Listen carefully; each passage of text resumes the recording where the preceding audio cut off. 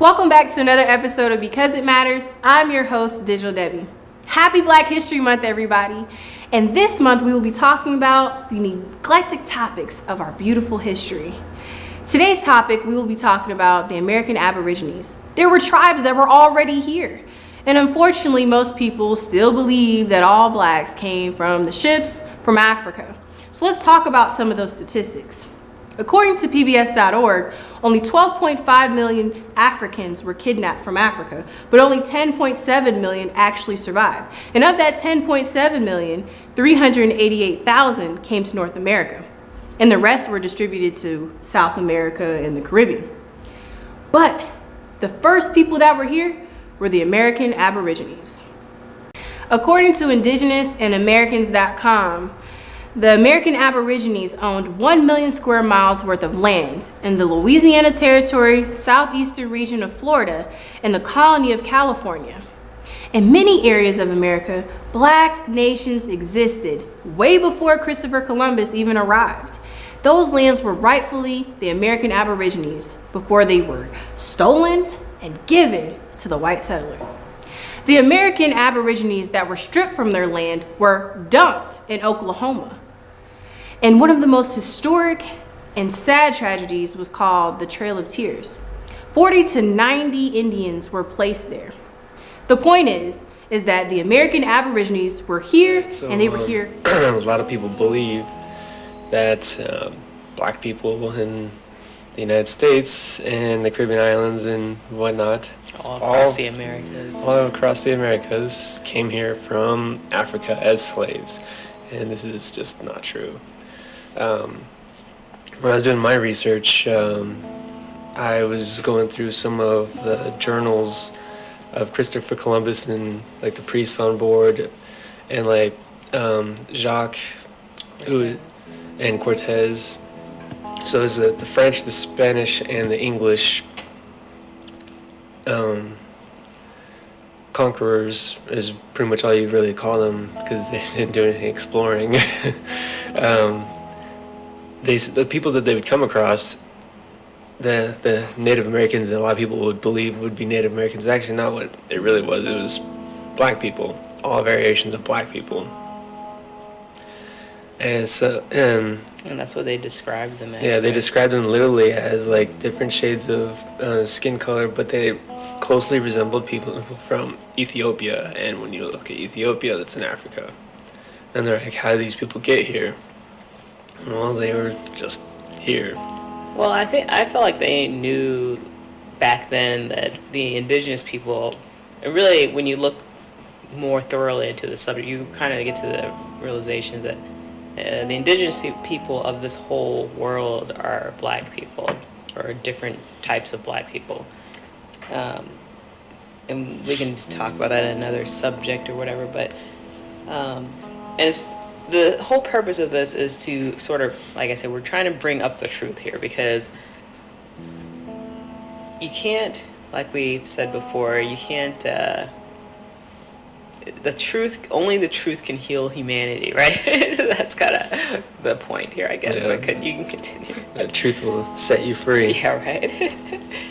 So it makes you wonder, like, well, why would they lie about this kind of thing? This is what you typically would get from people. Why would they lie? And whatnot. It's like, well, it's because they don't want people, they're trying to displace people permanently from where they're from and who they are. Well, but the thing is, why would they lie about anything? Like, Yeah, why do they lie exactly. about the earth being flat? Why do they lie about everything that comes up? Now, anytime you turn on the TV, everything's a lie, pretty much, right? Everything that's exactly. on the news or media, or all that's a lie. So why are they lying in general? Mm-hmm. Take it broader. Yeah, they're trying to displace people, but I think there's... well, you can continue what you were going to say. For this particular subject, it's literally just to displace people. Yeah.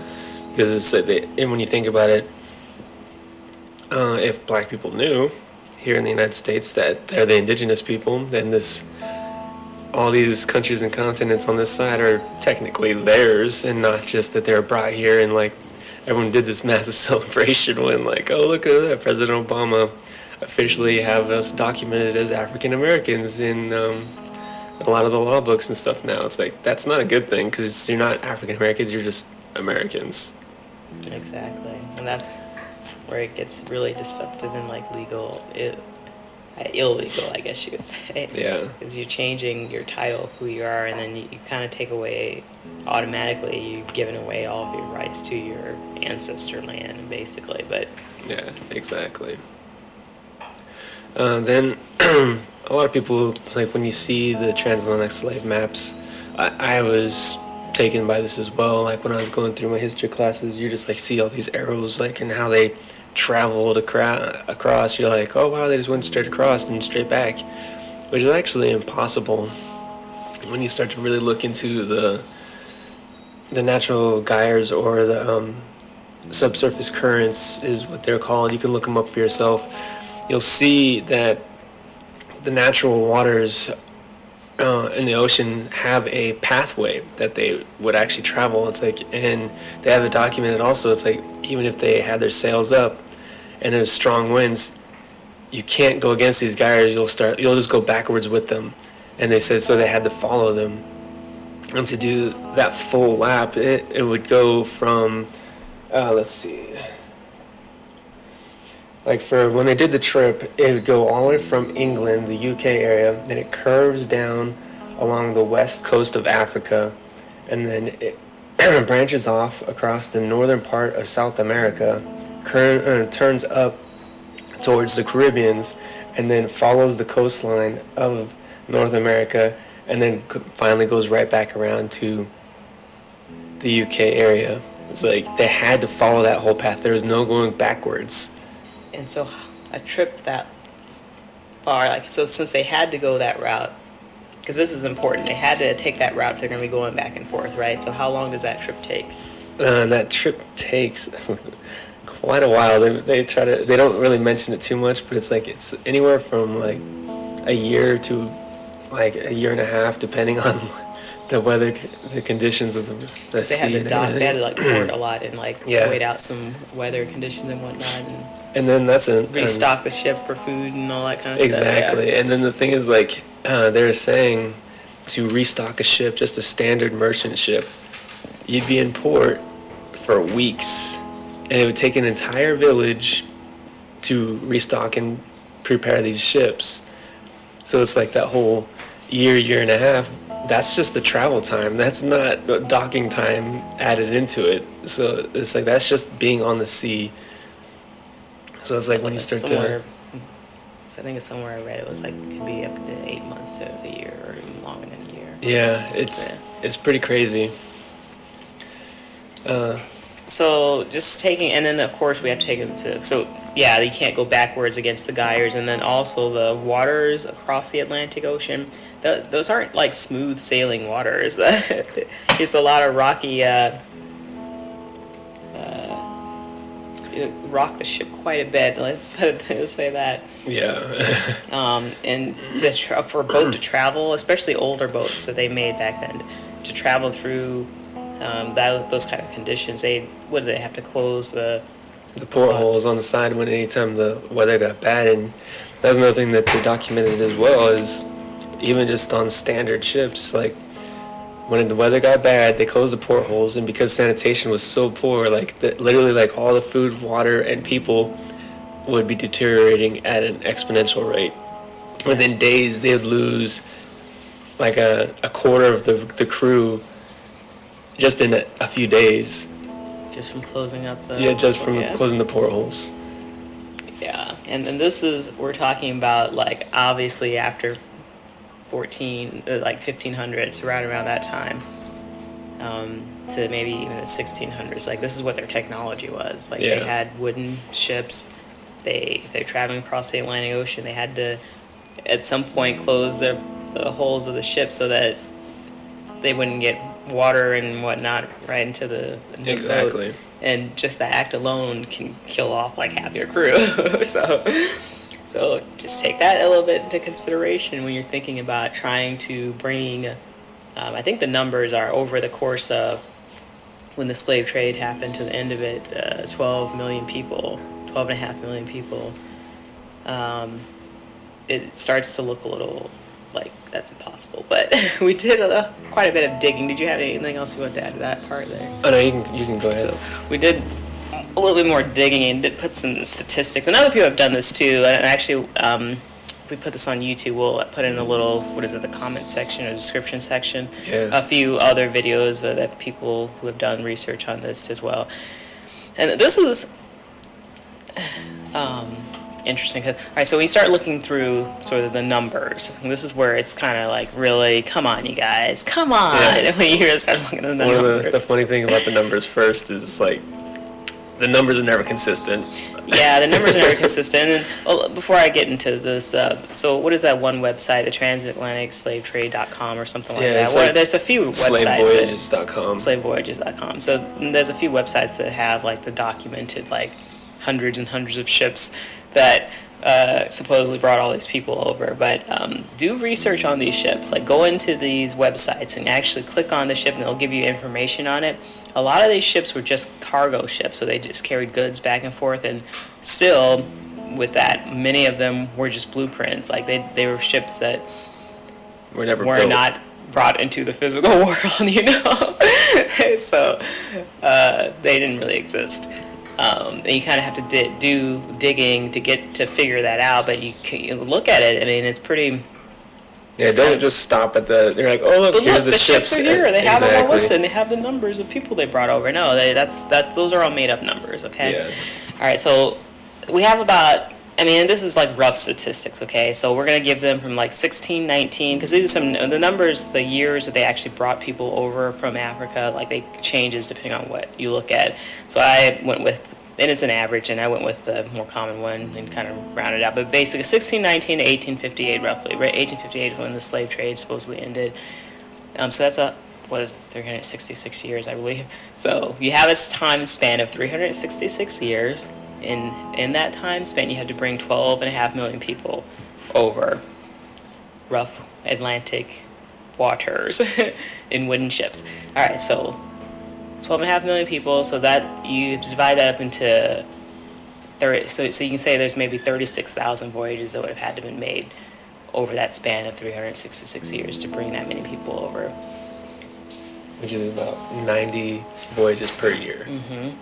So you break that down more, you get about 90 voyages every year for 366 years straight. All right, so that would mean that you'd have to have a ship coming into port every 4 days with a group of at least 380 people from Africa that would all have to be alive, and that would be the only way you could get these numbers, okay? Every 4 days. Now, keep in mind that, and some people do the math differently, say a ship has to come in every day, but the specifics, the details are not that important. Every day, every 4 days, whatever, based off my math is every 4 days. And it's also remember that the ship can't just turn around and leave. You have to have a cycle of ships coming in every 4 days. And so that ship has to get there and leave, okay? But like we said before, it takes over 2 weeks sometimes for them to restock a ship and the whole town has to be involved in like getting enough food and water on the ship for the crew to travel across the Atlantic Ocean. Each trip, taking into account that each trip took on an average of about 18 months. With the ports and everything. Mm-hmm. Stopping at different ports because you had to stop. Yeah. Because you had to get more food and more water, and so each trip took about 18 months. So just thinking about that, in your head, you can see that doesn't make sense. Okay, how many ships would they have to even make this do this? Several hundred for sure to keep them coming and going. Yeah, and they'd never be able to break down or lose any or anything. You couldn't have a ship that would crash or break or whatever. They have to be very well built, well working ships that can just keep going and going around this going from Americas to Europe to Africa back to the Americas. I think one number is like 400 to 500 ships or something like that. So I guess the question becomes: could they actually do this? No, they couldn't. Okay. Yeah. And just looking more into the evidence of what is the documentation that we could find, you can pretty clearly see that they weren't capable of this. technology back then. It just wasn't possible. Okay, there's no documentation of over 400 to 500 ships anywhere that went across the Atlantic Ocean and brought back slaves. There's no documentation of them anywhere. And so we're like, well, maybe it was back then, it was 300, 200 to 300 years ago. Wait, was that 400 years ago? They maybe didn't document things very well, right? Or maybe the documents got lost. Well, no, first we have that website that has everything documented, those fake ships documented. So that's part of okay, so that's BS, right? But the other part of that is that if you look in the east coast of the United States, they were really into whaling and fishing a lot. And every one of those whale ships, just about every one of them, they have them documented and how many crews or how many, what do you call it? How many times they went. Oh yeah, their voyages. How many voyages they went on, what they brought back. They have these ships welded, and this is like in the 1700s and before, 1800s too. So it's around the same time. And these ships are so well documented. You could write a whole book on like the whaling ships or the fishing ships that they had. Another example of how well the ships and the voyages were documented is when the southern part of Europe and the northern part of Africa and that whole area, they had you go back. They had wards and I think they even traded back and forth with each other, but that whole area there. But all the ships that went from that part of, what is that area called? Right here? Mm-hmm. No, between southern Europe and like northern Africa, that whole area, in India, that kind of right here. Mediterranean area. Yeah. Or what is it? I don't remember. Okay. Well, all the ships that traveled back and forth between there, like all the wars they had, and then anytime they were trading, all those ships are all documented very well as well. So that's, I think, the main thing people should really be kind of questioning. It's like everything else is very well documented and written out, and we have all the numbers. They talk about each ship and what it did, but there's no records of these supposed ships that brought people from Africa. There's no record of it anywhere. So that's another thing to take into consideration. And I really encourage people to investigate this on their own as well, but you will not find anything. All right, so I did want to go over, just to sort of show even more that, this is kind of another big deception, everybody. And it's kind of one we really need to get to, because, get in our heads, and really understand it. Because even with all of this supporting evidence, people still want to not believe it, which is really, well, it's interesting, but come on, you guys, it's kind of sad when you think about it, right? Yeah. It's like you're believing people that lied to you about everything, and then you're believing this. This is about your identity, and this is important to everybody, not just black people. It's important to everybody. The truth is important to everybody, okay? But you need to know where we come from and who we are, right? Yeah. So I wanted to go a little bit, and everyone probably may be familiar. They were digging through, the small pile of actual slave ships that they, say existed. I did find, a few here and there, but they're kind of sad cases. One that people may have heard of is the slave ship Sally, which went on a voyage from 1764 to 1765. Now I also want to bring up, too, that in the research that I was doing, I didn't find any evidence of actual slave trade ships, or they don't even come up until about the mid-1700s, so around this time. Which is the time when the slave trade This is about 100 years before. supposed to be over. Isn't it about 100 years before it was over? Oh, well, they say, okay, it was made illegal pretty much. It was made illegal. Within a few years or so of this time, and then I think they said people still did it illegally. Yeah. But so toward the end of the whole legal part of the slave trade, you don't even find any evidence of an actual slave trade ship until about this time. So the Captain Hopkins and these people. This talks about how the ship. They prepared. Well, we already said it took weeks to prepare a ship to make a voyage, and it literally took several weeks. And then they say in the history or the documentation that it consumed the energy of the entire community just to get the ship ready to go across the Atlantic. So this ship supposedly sailed across the Atlantic, and we have a couple of dates here, but just to give you an idea of the time span.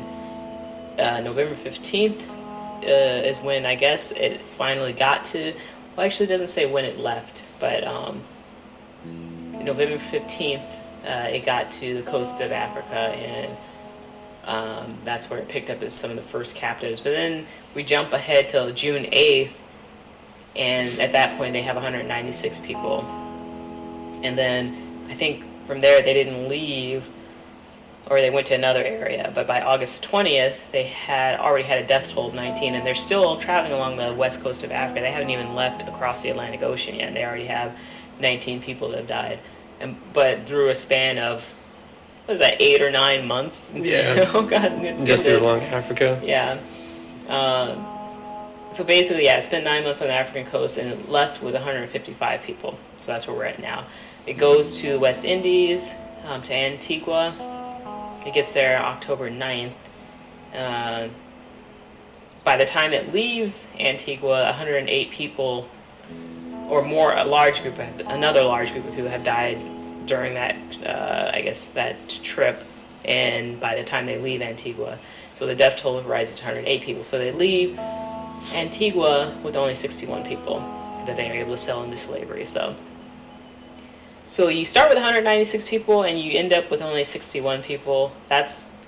What's the percentage there? No, that's pretty bad. That's pretty bad. Like, if that was and this is like a typical slave ship. Well, they try to say, and if you read about the ship, they say that the death toll was so high, but they attribute it to the inexperience of the captain of the ship. That's what they try to say. But every other, the other few slave ships that I find that supposedly actually made these voyages had about the same death toll, and it took about the same amount of time. And not only are these slave ships, so what are the actual ships, the ships that came to bring... Yeah, even when they were bringing the English settlers, they were having the same kind of issues. Even it was... And the time frame? Yeah, one of them was in the like the 1780s or 1790s. There was a German teacher that was documenting his voyage, and they had the same kind of issues. And you got to take this into consideration. These people paid to go. They weren't slaves. These people paid to go, or had like money on the way. Like, this guy was going to be paid in the Americas to teach, and he was documenting this trip. He said, just going from the UK to Africa, they were having some issues. They were losing people, and people were getting sick. And then when they started going across the Atlantic from Africa to the Americas, they closed the portholes because the sea was really choppy. And this is where we found out about the whole closing the portholes. Like, they closed the portholes for only 2 days, and they lost 60 people. There's only 200 and some change people on this voyage. It's like he said they lost 60 people because people were and all the food was rotting and everything like that. The water was bad. And by the time they actually got to where they were going, they lost almost 3/4 of the people going, including the crew. That's really sad. It is very sad. It's and these are people that paid to go.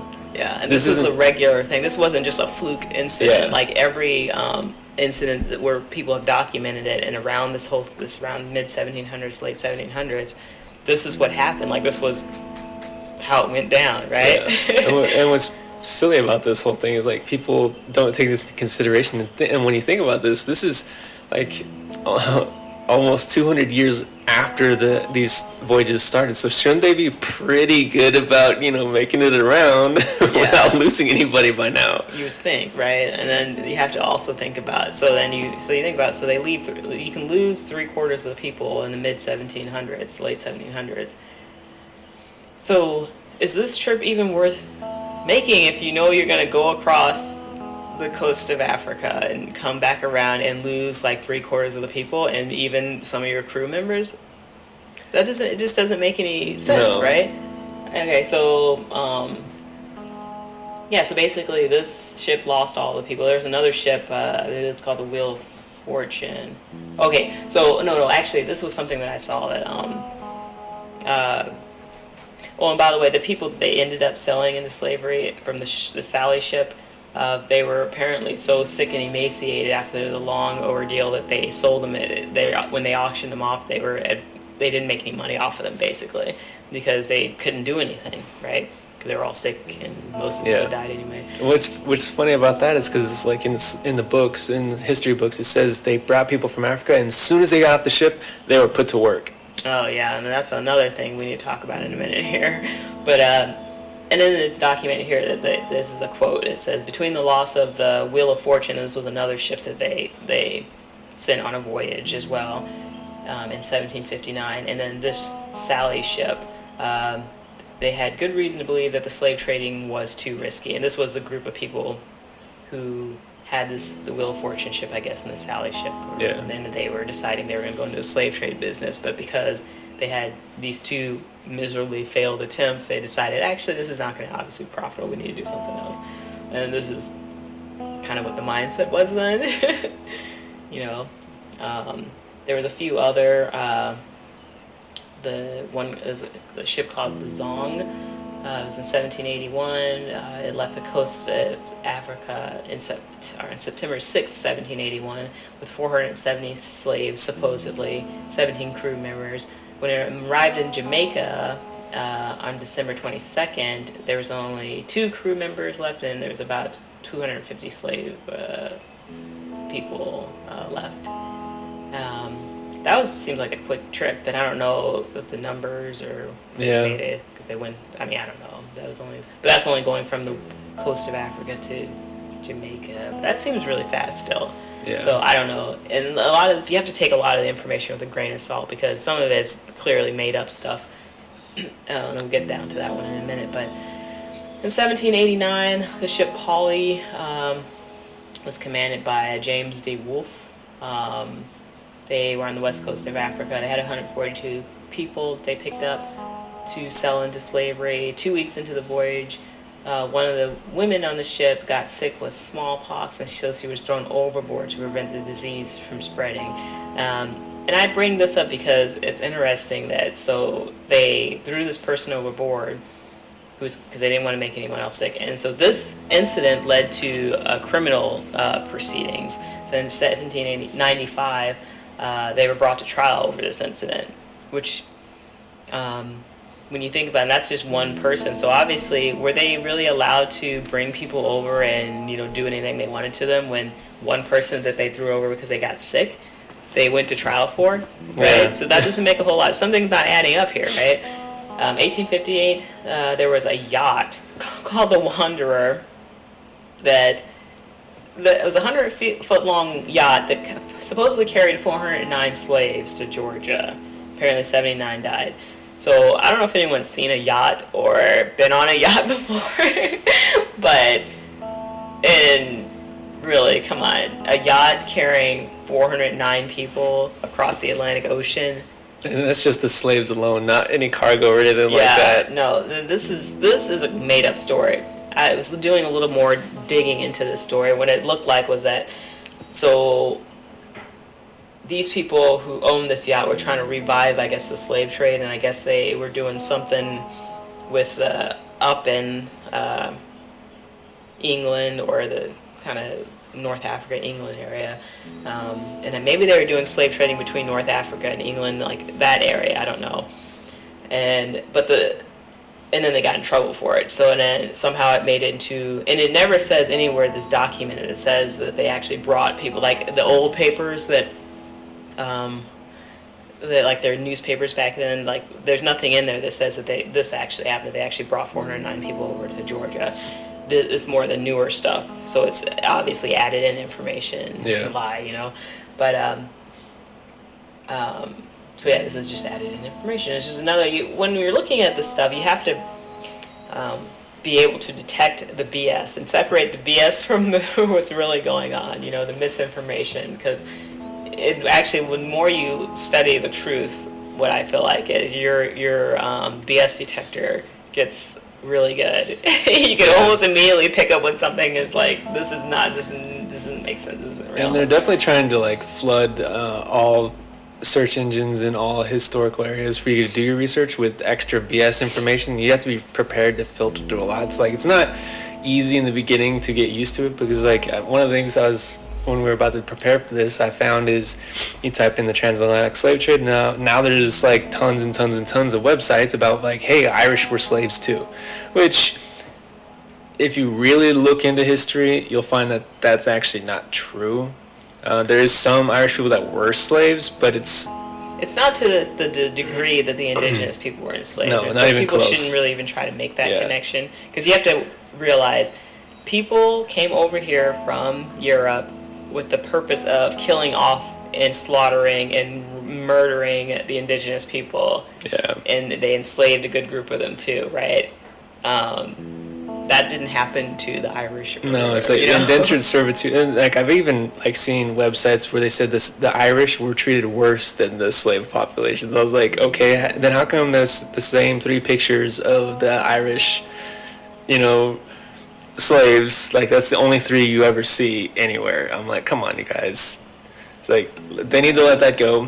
They need to like stop trying to like either make themselves feel better or whatever their reasoning is. You guys need to get past that and get to the nitty gritty, like what really was going on. The big picture truth stuff here, because there's a lot of distraction information that comes up to kind of distract you from what the actual truth is, and you can't try not to follow down the wrong path there, because it is a tactic. It's a tactic to distract, right? Exactly. So basically, bringing all the information together, basically, in 1492, we know that, Christopher Columbus came here, and that point on, he did come over, bring more people from, and before that, actually, in this document, before that, there were people from Spain that had come over. Yeah. And already started colonizing and kind of killing off and interbreeding with the natives or the indigenous people that were here. But in 1492, Europe, England, and also the French at some point came over too. But the English came over and I guess decided they wanted a piece of that pie also. And 1492 on, they did a lot of, they killed off a lot of the indigenous people, and they enslaved a large group of them, and they would also slave trade between the colonies and between they'd go from the Caribbean to South America to North America and bringing people back and forth, because that displaces people too. If you move people out of where their tribe or where their people are and take them to a different area, that kind of explains the difference of language that they like to say. It's like, well, they're from Africa and different parts, so they couldn't speak. It's like, well, if you're from different tribes in the Caribbean and the way up in North America, you may not necessarily know that language too. But and so when the slave trade was made illegal, it does appear that people tried to bring people over from Africa's coast. And also, I do want to bring up too that people did come over from Africa, just like people came from England and France and wherever else, not as slaves, I feel like, and I need to find, we can do another discussion on this, but people came over as maybe indentured servants or paid their way just to come over at some point in the later 1700s and 1800s. So all the people that, basically I'm just saying lots of people came over here. But the numbers are quite a bit smaller than we think that they were. But so they did try slave trading along the west coast of Africa, starting around the late 1700s. Those few ships that I mentioned that most of the people ended up dying, or there were legal issues that came up with it. So basically, doing that proved to be very difficult, and it proved to be fatal, right?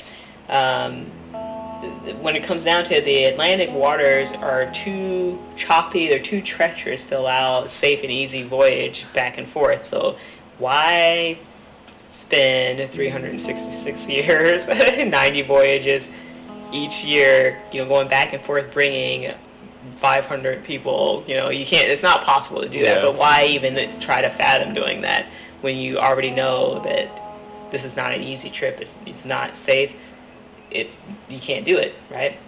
Exactly. So the majority of the indigenous people, American population, were enslaved. If not, they weren't killed off, they were enslaved. And what it looks like, obviously, in order for them to prevent them from seeking their rights to their land, getting closer to like the 1800s and 1900s, after slavery was abolished, there's this that's when the deception starts to come in, where they were reclassified as Negro, then colored, and then nowadays we say African American, to kind of remove you from who your ancestors, who you are, who your ancestors are. And then, of course, the history books have all the lies, put into them. The truth books that do hold the truth were kind of swept under the rug or hidden. It's a big process that went into this, right? Yeah. And then there's also, like, when you look in the early colonizers, definitely look into Cortez, Columbus, and Jacques, and look not only exclusively from them in their diaries, but there's people on their ship. Like, Columbus had a priest who documented some of the early interactions where, like, the English and the French and the Spanish would, like, join up with different warring tribes. And the French actually documented it, and they said how the English would literally join a group of warring people, and they said it was hundreds of thousands of people at war. They'd help win the one side, and then they'd go and enslave the entire other population. So that's like hundreds of thousands of people that they're enslaving, but it's like the only person that was talking about it was the French, talking about how horrible the English people were. And then there was the priest on Columbus's ship that was talking about like how he disagreed completely with all the rapes and tortures that Columbus and his men were doing, and he even pleaded to the UK government when he got back, saying what they were doing was immoral and wrong, but it just fell on deaf ears. Jeez. Yeah. So it'll kind of get to the end of this part of the discussion, because this is a topic that probably we need to do discuss in different parts of it. But just bring up the fact that as a society of people, humanity in general, we really need to stop believing stuff that's not true, okay? It doesn't do anything for us, all of us, okay? Like I said, this is not just about black people, it's just about everybody. Yeah. Lies, all they do is kind of help separate us and segment us down. And people, and I've told a few people this too, and one person I remember mentioned, well, how does this, this doesn't affect me in my spirituality, I don't see how this is important. And I don't know how not knowing who you are and your origins, how that's not important to your spirituality, or you anyway as a person, right? Yeah. I want to bring, and then there's people that will cover this subject and then they get really like divided about it too, because the purpose of this is not to be like, okay, so this is who we are, we need to have a war and kill off, get these people out of our land and take our land back. I don't think it's too much about that either, because I feel like any kind of truth that is dividing people more, then you need to reassess how you're coming at it, Yeah, that's for sure. Because we're kind of, I feel like, not really past that completely, but we do need to pass the whole trying to get our land back. It's a little too late for that, I think. But not really, though. It is, but it is. And I don't know if you're getting where I'm going here.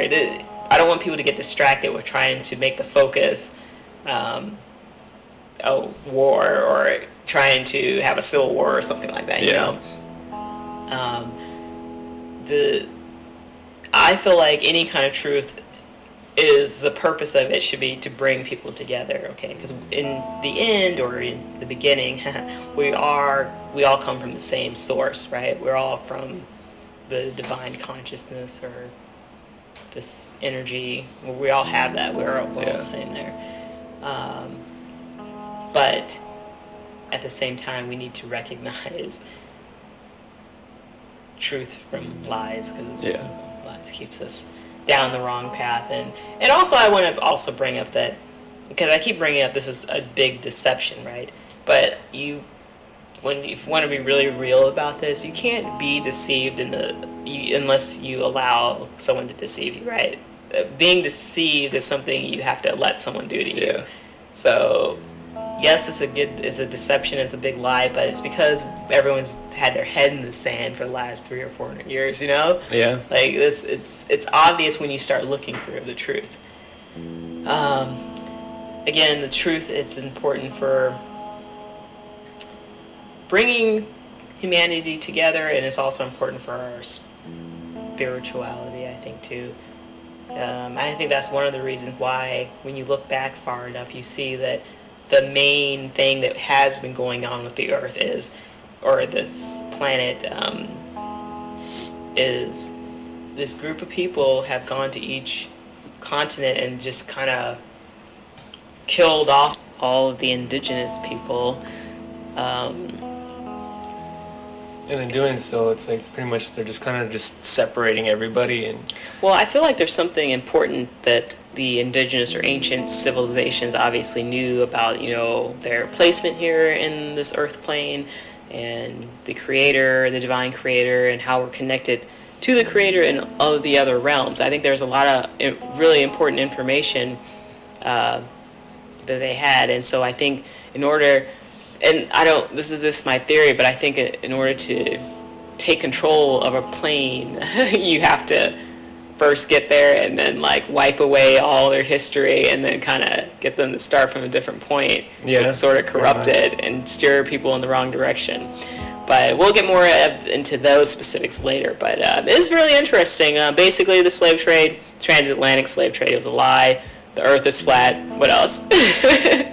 And don't fight over something. It's like it's this kind of thing is in the past. Acknowledge what happened and come together. It's like that's the biggest thing. That's what it's about, coming together and uniting, because that is what all of the lies are for, is to separate people. But all right, so we'll end it there, and I'll put some links into the description area. Do your own research. Open your mind, please, to the truth, people, okay?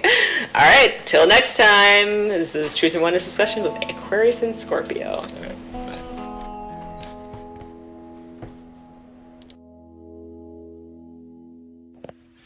What's good, y'all? It's called I've been very, very, very frustrated with Europeans, with people that look like me and who share an ancestral lineage with me. My primary frustration is we've been so severely miseducated, we don't know how to think. And we've been stripped of our ability to use logic and reason.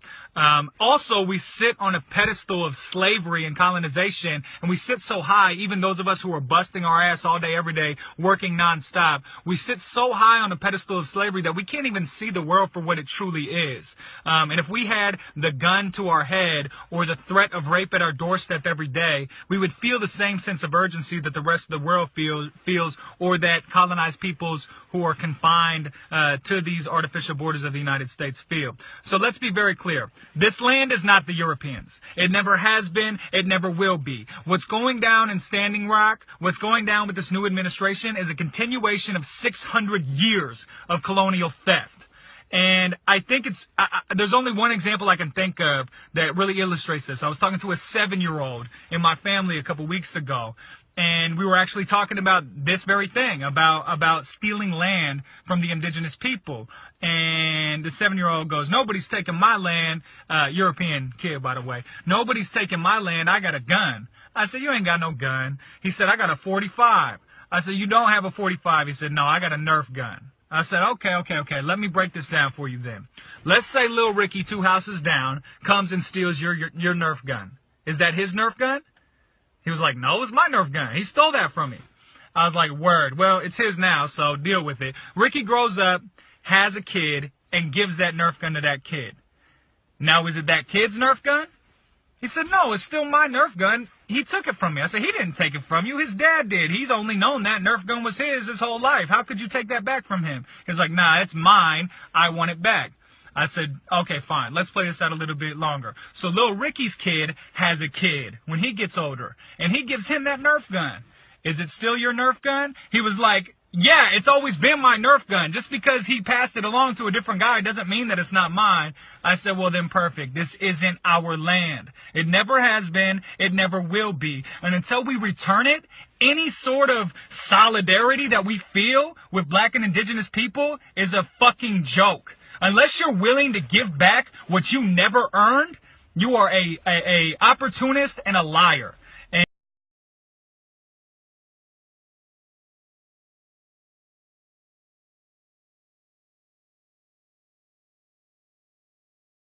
It comes as a great shock around the age of 5 or 6 or 7 to discover the flag to which you have pledged allegiance, along with everybody else, has not pledged allegiance to you.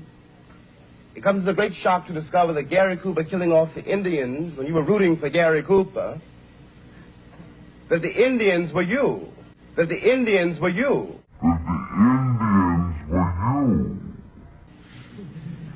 It comes as a great shock to discover that the country, which is your birthplace, and to which you owe your life and your identity. But first, man, we got to take it back to, I mean, it's so, it's writing all in this. And this is how old this thing is. The history of the United States, man, hold up. Let's get it again. From the discovery of America to the present time. Whose discovery are we talking about here? Alright? Again, this is just that drop. Deal with it. You know what I mean? Deal with it. The Aboriginal times. Remember the Aboriginal times. The Aboriginal times. They got maps letting you know, man, this is the Aboriginal map, the Indian nations in the New World. All right. This is what it's coming to, and Brother Lex can't, you can't say no better than what Brother Lex has already kicked to you. You know what I'm saying? This hijack really happened in the 1800s. It's really that recent. Before that, they were still calling you your tribal names. You know what I'm saying? The hijack of not knowing who you are or thinking you came from another world. When all of your land, your blood, you've been fighting for this land ever since they invaded. Specifically, the 1800s is when they said, nope, Negro. Indian, Negro. And they tried to separate it, and they did the whole switch swap. You got all this stuff happening much recently to where you think your copper colored butt, the color of this book, is from somewhere else other than your energetic signature right here. You were made for this territory, this terrain. You take a polar bear outside of his terrain, he gonna go crazy. Alright, you have a terrain, you have a place, an energetic place in this land that's for you, energetically. You're not meant to be living anywhere on this plane, the coldest or the super hot. You are the children of the creator of that which consciousness you exist in, and you can't escape it. So here's a map of Aboriginal America, the Indian nations. It says showing the distribution and territorial limits. So here's the territories they saw. The Brother Lex was dropping about the Algonquins and how that's kind of telling you a lot, right? So all this is saying is the land of the Algonquins. Oh man, I just dropped my drop. Dropped my drop. Alright, I gotta find it. Alright, that's the Algonquins. That's that Canada, right? So you got all that the same color. They pushed all these people out, right? The French came, put them on that little island Lex Will brought out. All this land. Quebec is huge, right? Alright, you can see these titles that they have here. More titles. But this is supposed to be their authentic Aboriginal map. Alright, so, here's their titles.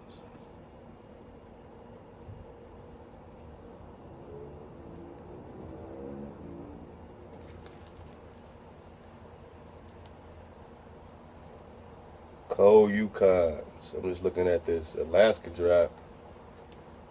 Am I tripping? Or do they have Alaska way down here? Everything's flipped, man. Everything's flipped. Alright, I don't know. Maybe I'm tripping. But you got your Cuba. It's very interesting. Okay, so last time we dropped out of this book, page 44. I'll give it to you again so you can check out the first couple paragraphs, maybe the whole page. We're going to read this part now. And maybe we'll finish it out. And then we'll get to our July roll call. Giving my people some energy back. I get so much energy from you guys, and it means everything, man. Because when you are on this path, you think you alone. Real talk, you know what I'm saying? It has separated me from many that I've called, friends, or many that I've called families or associates. I mean, goodness gracious, if only you knew. I'm a wanted man when it comes to a lot of people that I will call home, right? So it all puts us in a situation where we need a new home. We need a new definition, we need a new perspective, something that we trust. These titles we don't trust. That's why I just call it Drop Nation. At least you know where that came from. It means you got the drop. It means you got the information. It means you got the knowledge, the power, the strength. Hey, the drop. All right. Shout out to my brother Keith Sarton. We're going to drop this joint that he did on one of our last radio shows on Live 365 again in a couple weeks. We're going to be coming back on Blog Talk just to get the drop out a lot faster. And Keith did a whole great breakdown in the Hebrew and the Paleo and all kinds of stuff of what's coming out of Drop, D-R-O-P. And it's just dope. It's just dope what's coming out of it, man. So let's get it. I'm going to get it again, page 44, and I'm going to keep going this time. Again, love to everybody. Hope you're having a great time. I'm enjoying myself. It's all good. Just had some family over. Nothing like family, nothing like seeing the kids go crazy. You know what I'm saying? So, good time, good time.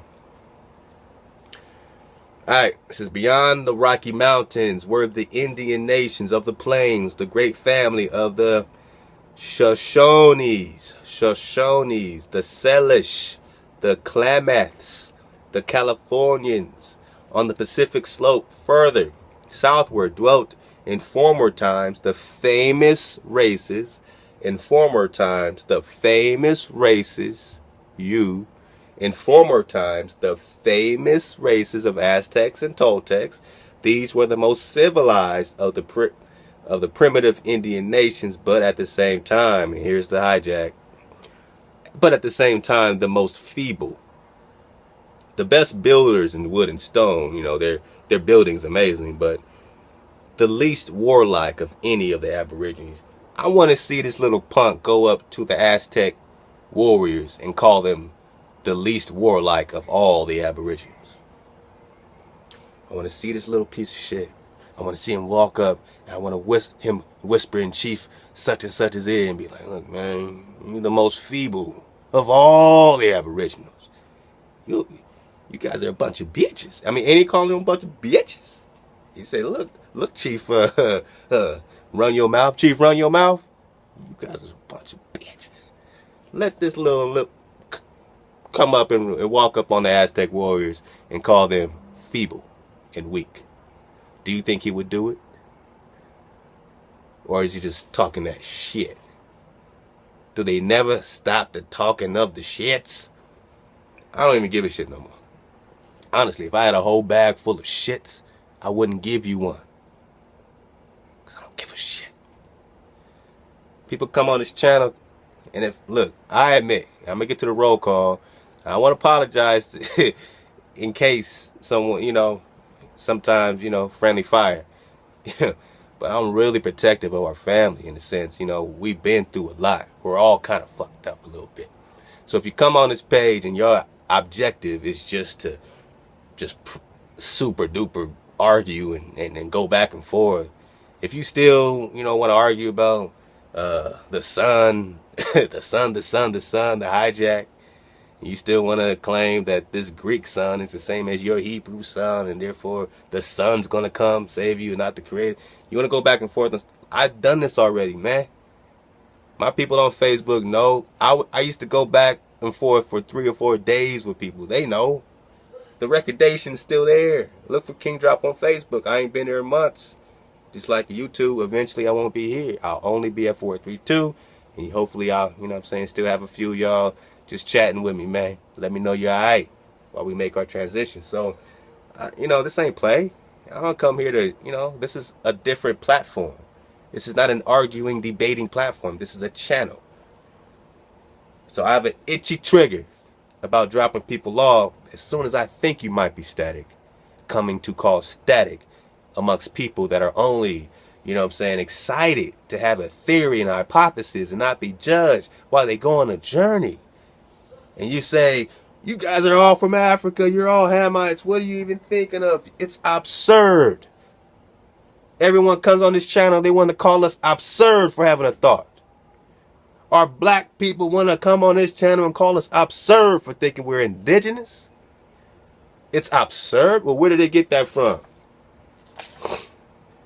Where did our people get this notion of it being absurd to call ourselves anything other than what they've been hijacked and brainwashed to call ourselves? Remember, if our black people say we come from Africa, and these white people say we come from Africa, are they not fully in agreement? If they both say, I love all my family, you got people, I ain't gonna call them names, but you got people that have been making documentaries to tell you that everyone they found here is just Canaanites and Hamites and this, and then, oh, look at the DNA. The DNA looks everyone that. You think Hayes relying on DNA for you to know who you are today? He's relying on their databases, their laboratories of such and such to tell you who you are today. He's going to let his children wait all this time to fall back on the oppressor's information. But we got our people making documentaries saying you ain't who you are. So I tell you this, if your Israelite family is making documentaries telling you that you are Hamites or these people are just Canaanites and there's nothing important over here, who else is telling you that? At what point are you going to go against the grain? Y'all can't be walking together holding hands, man. You see someone holding... The enemy says we're on a spinning ball. I say we're not. The enemy says you're from Africa. I say you're indigenous. The enemy wants to hijack all your frequency with 440 hertz. I say wake up to vibration awareness. Wake up to 432 and vibrate with Haya above the firmament. The enemy says Israel's a myth. I say they've always called you a myth. But if you're a myth, if you're just a myth, then why would he say this? I mean, anybody that knows psychology might be able to decode what this author has put all this together to say this one thing. Again, the primitive inhabitants of the New World were the red men called Indians. Ruddy, red. The name Indian was conferred upon them, put upon them, forced on them, this name Indian, from their real or fancy resemblance to the people of India. Research the indigenous people of India. So their resemblance, meaning the copper colorness of them, made him call India. Other people say it's Indios. You know what I'm saying? There's all kind of different ways, right? But without any similarity, the name would have been the same, for Columbus and his followers believed they were only rediscovering. So here's the hijack. They just got lost and oopsie doopsies. What did Columbus say in the Biblioteca de Sevilla in Colombina? What is Hiram Art dropping on you? Subscribe to Hiram Art, man. What is he dropping on you? He's saying that Columbus is saying in his own writings in the Vatican records, in the Biblioteca in Colombina de Sevilla, I came to America to seize Jerusalem, to recapture Mount Zion. in America. Now we're going to get this drop. Now you're going to get this work. Check it, man. The supposed similarity between the two races, if limited to mere personal appearance, had some foundation in fact, but in manners, customs, institutions, and characters, no two peoples could be more dissimilar than the Aboriginal Americans and the sleepy inhabitants of China and Japan. All right, he's trying to, he's attacking any connection with Asia. We're getting different information now. But check this out.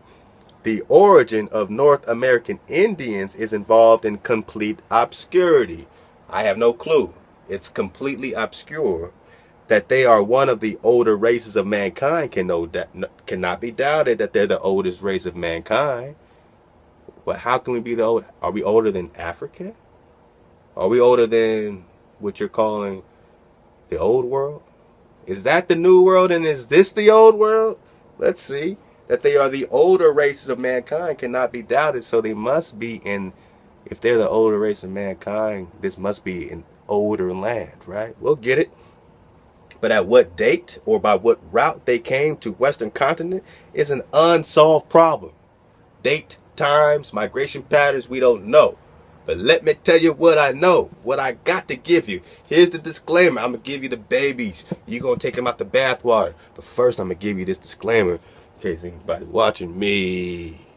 See, we Christians. We have to feel we were doing a good thing. Columbus, we've got to celebrate Columbus Day. We got to celebrate Independence Day.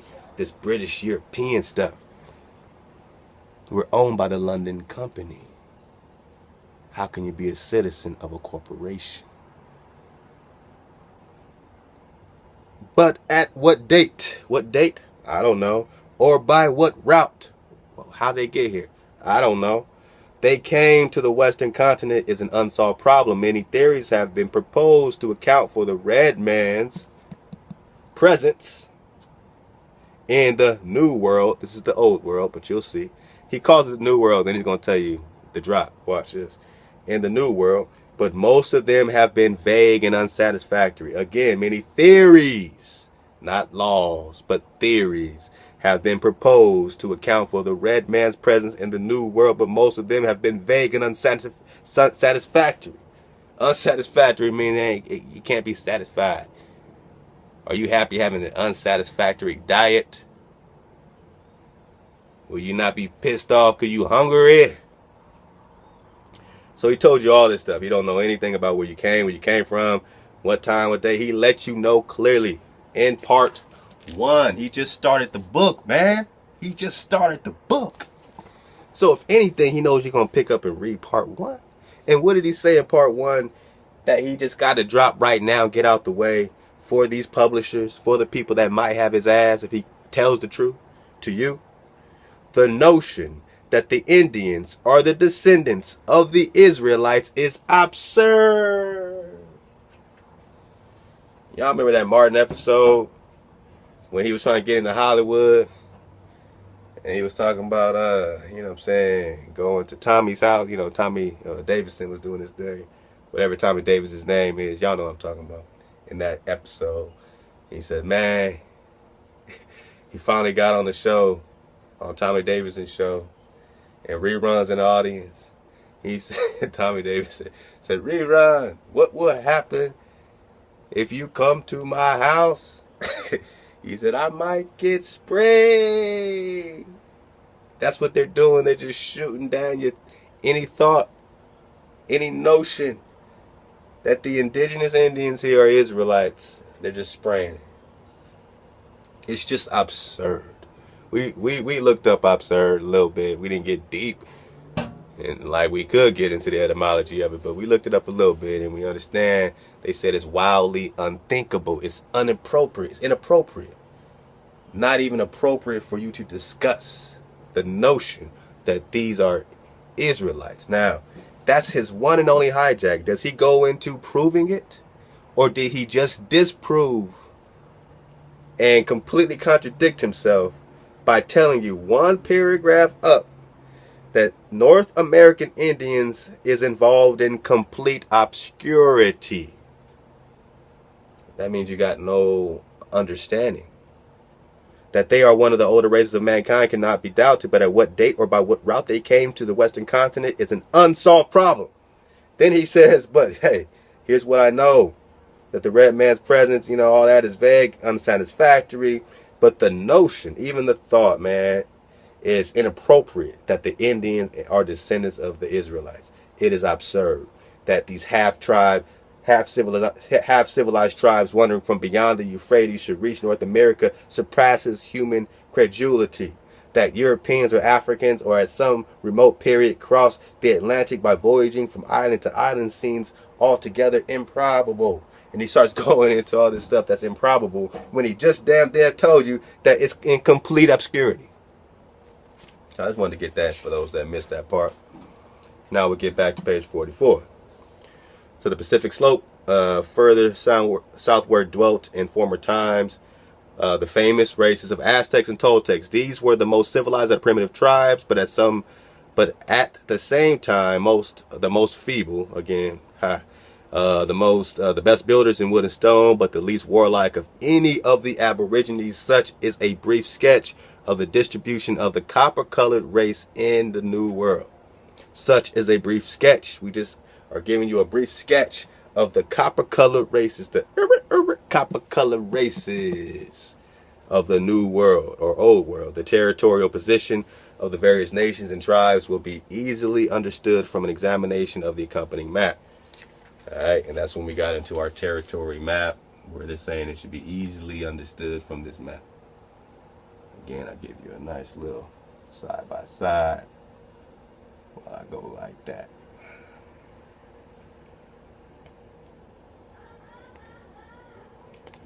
And down.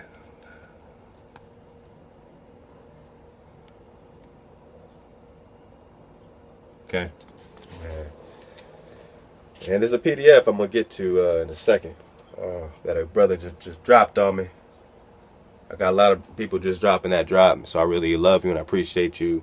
I don't always get back to it. A lot of people, be like, man, break this down, and it's like, I'm on my own wave, so I can't drop my train of wave and go into something else sometimes. I try, but it's hard because I got a whole other thing I'm trying to get going. I understand. But at the same time, sometimes it's so timely, and I'll get maybe 1 out of 10 things somebody might send, and that one thing will lead into a whole other thing, and I'll get to the other stuff when I can, But I love y'all and I appreciate it. The Indians were strongly marked with national peculiarities. This is page 44 in the middle. The most striking characteristic of the race of these Indians, was a certain sense of personal independence. Stop. You want to talk about our character, and the first thing you're going to bring up is that we were personally independent. We enjoyed our freedom.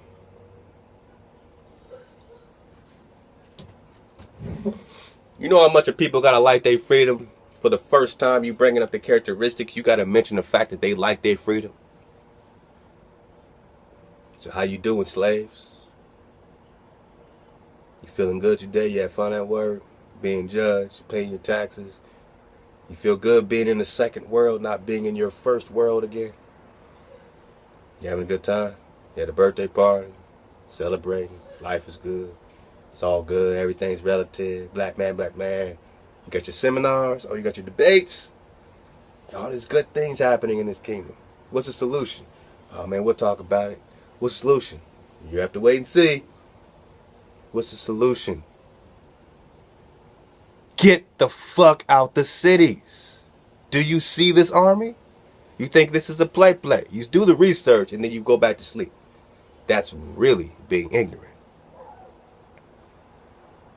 You don't have to wait for me. You ain't gonna wait for nobody. Pull your resources, pull your family, get your group, and figure the rest out. You can't be that spoiled. Waiting for the next drop ain't gonna get you there. The next drop is just for those that ain't got it yet. You know what I'm saying? If you got it already, I hope you're making plans. You know what I mean? I'll be grateful, man, if 10 people are free from what's about to go down. I would have done my job. I would be very grateful for that.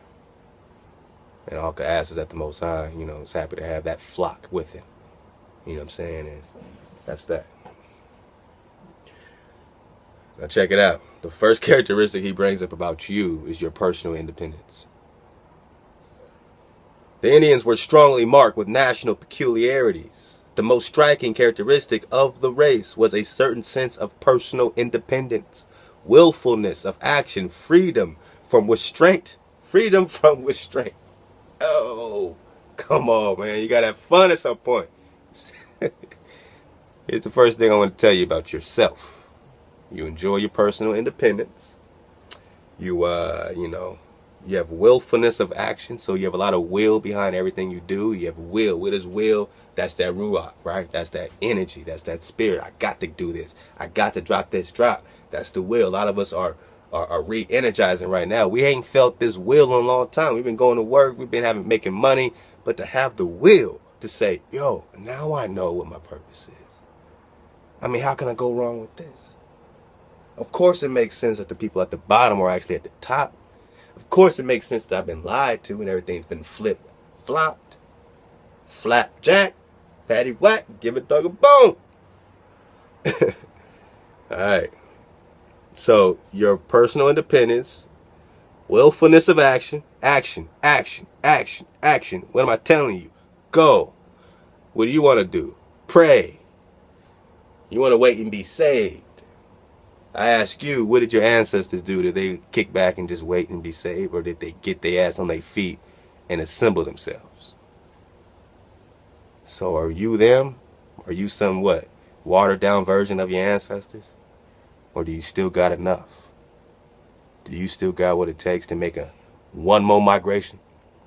Wait. You're a scholar. You want to do seminars. You've been researching migration patterns. And you ain't telling the people to do one more?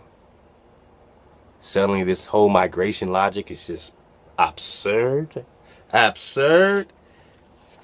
The notion that most of them have been, that the Indians are descendants of Israelites is absurd. Who thinks like that? Why ask this question? What do you mean the earth is not a ball of water spinning? That's absurd. No, it's absurd that you're on a ball of water spinning. But you have accepted it, hook, line, sinker. You had that globe in your classroom since you were 3 years old.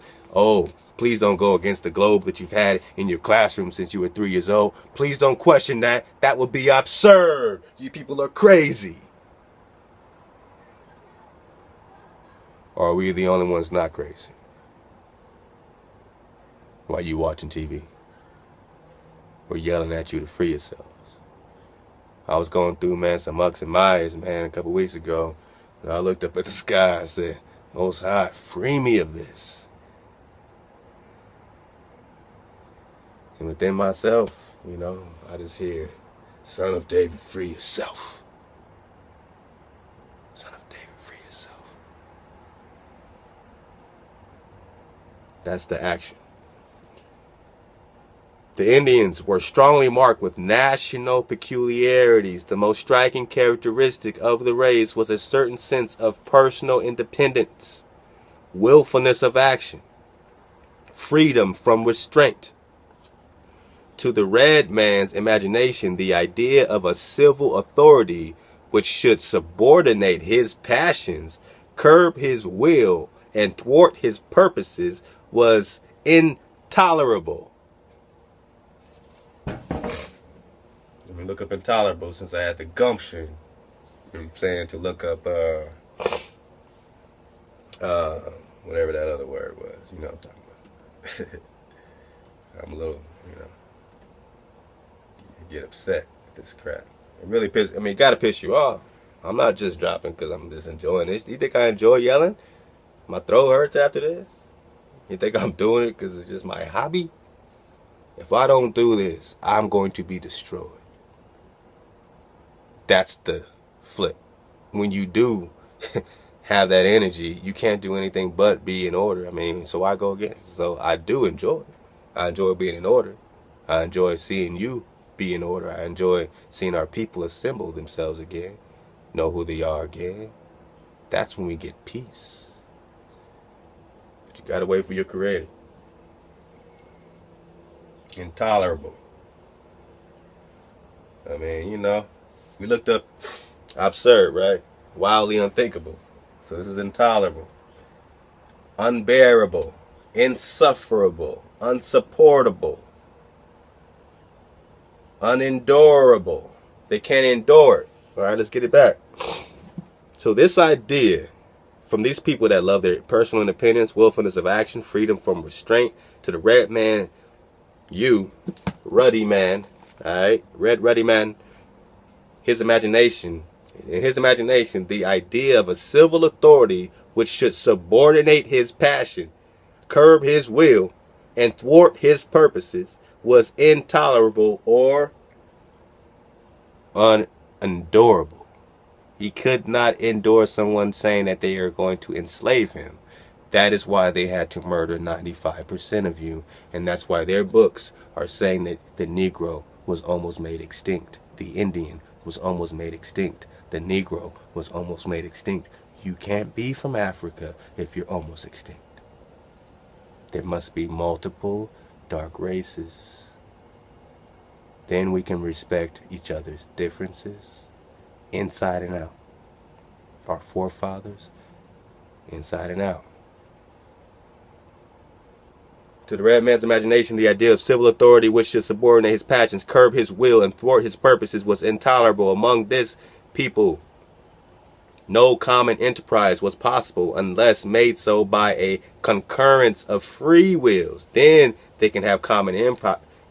I'll read that again. Among this people, no common. Let's keep switching the identity to hide the people. Why don't we just keep renaming you? Are you Negro? Oh, no, you're not Negro. No, you're colored. No, you're not colored. You're African American. And this is what they name you. The slavers name you this. Because I know a white guy who grew up in South Africa. And he now lives in America. He is an African American, and more African American than most.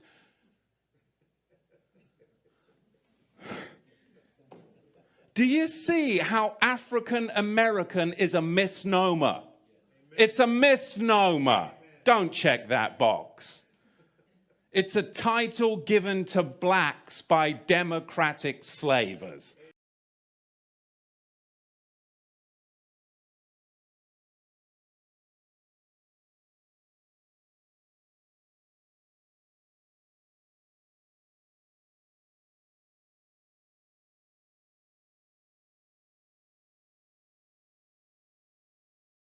This video is about the history of census paper genocide. The indigenous people of the Americas, both full-blood and mixed-blood, were almost all erased and classified on the census as white, black, mulatto, Negro, colored, Hispanic, Latino, European, Caucasian, African American, free white, all other free people, and slaves. This census paper genocide has been killing what's left of the indigenous people of the Americas, both full-blood and mixed-blood. This census paper genocide is one of the most evil things humankind has ever done. This video is also about how the DNA tests they have today are unscientific. They are inaccurate lies. And these new tests they have been killing what's left of the full-blood and mixed-blood indigenous people of the Americas. The tests are lies. They are unscientific DNA tests, and the test is a lie. It does not trace your ancestry. It does not trace your DNA. Please watch this video to learn more. Please watch this movie to learn more. Thank you very much. This video is about the history of paper genocide.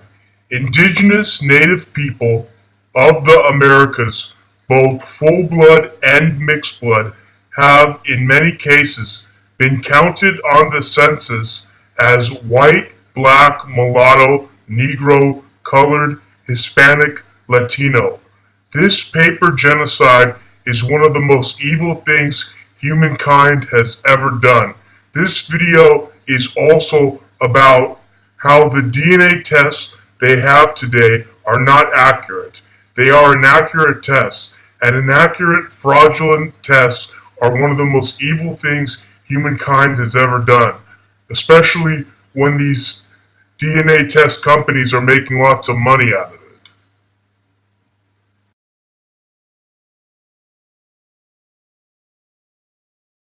1790 first U.S. Census, many Native Americans were recorded as free white, all other free people, and slaves. The USA Census, 1790 to 1840. There's no category for Indians, and that's because the Indians weren't classified as Indian. They were classified as free white, all other free people, and slaves. Next census, color of race, not race, white, black, or mulatto. In the 1790 to 1840 USA Census, there's no classification as Indian because all the full-blood and mixed-blood Indians were erased on paper and classified as free white, all other free people, and slaves. And the next census, again, Indians were erased and classified as white, black, or mulatto. Notice this census did not say race. It said color of race, white, black, or mulatto.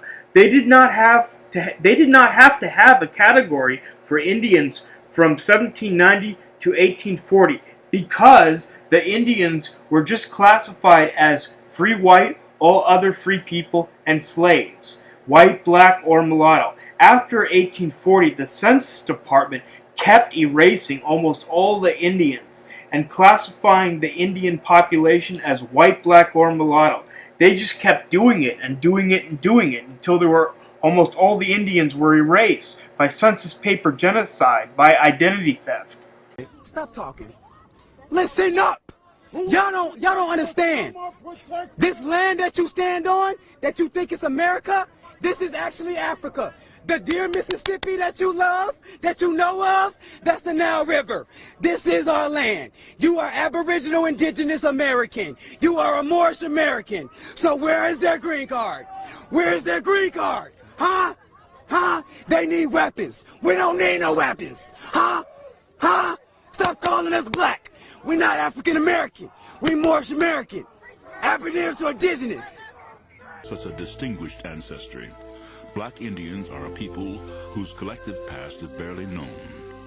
Their identity is often clouded by uncertainty and denial. Born out of the tragic conquest of Indian peoples and their lands, along with the enslavement of Africans, Black Indians are in fact the ultimate survivors in America's difficult struggle with racial and cultural difference. African Americans and Native Americans, the most mistreated and misunderstood people in our history, have forged strong bonds between their cultures. What is it that links these two cultures? What history do they share together and with white society? Has their common ancestry and shared past given them something to be proud of or something to deny? I guess the way it works is people are so used to seeing what is depicted as an Indian within the movies, the old movies and things. So if you don't look that way, they don't expect you to be Indian. They think you're either black or Hispanic or something else. Most Native and Black encounters and alliances took place along the East Coast, usually through intermarriage, especially in the years after the American Revolution. Sometimes these African and Indian relationships came together out of strategic necessity. Other times, out of shared experience, mutual support, and love.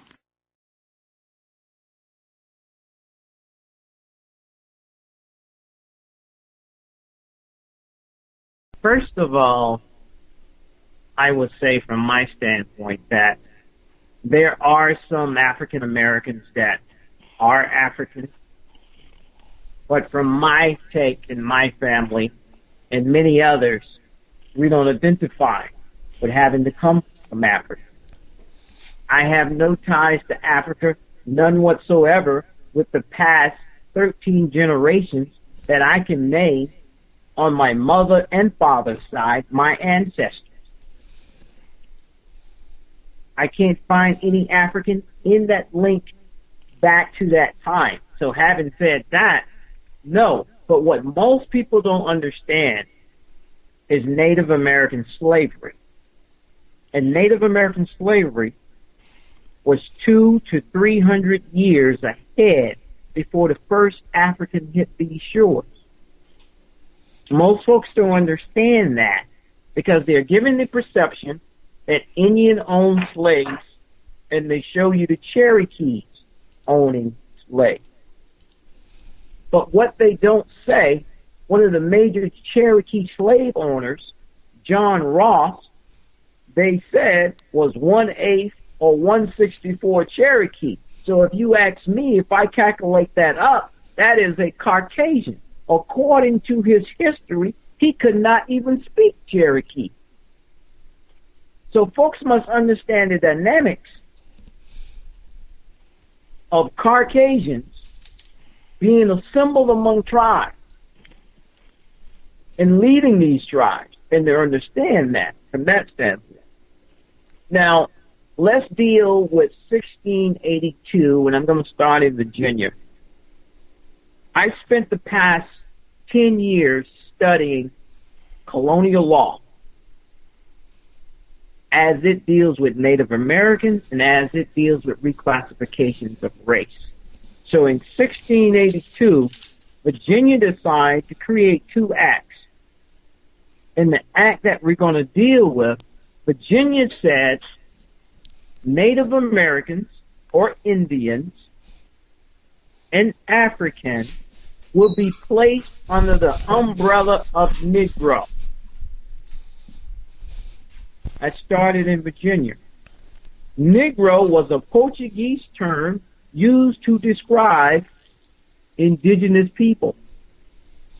So in the colonial time in America, you had Indian Negroes and you had African Negroes.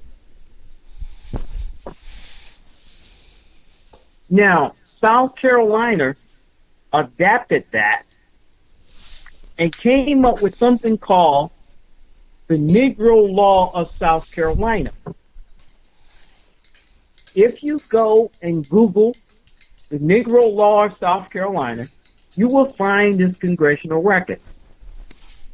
And it talks about Indians as well as Africans, free people of color, free Africans, free Indians.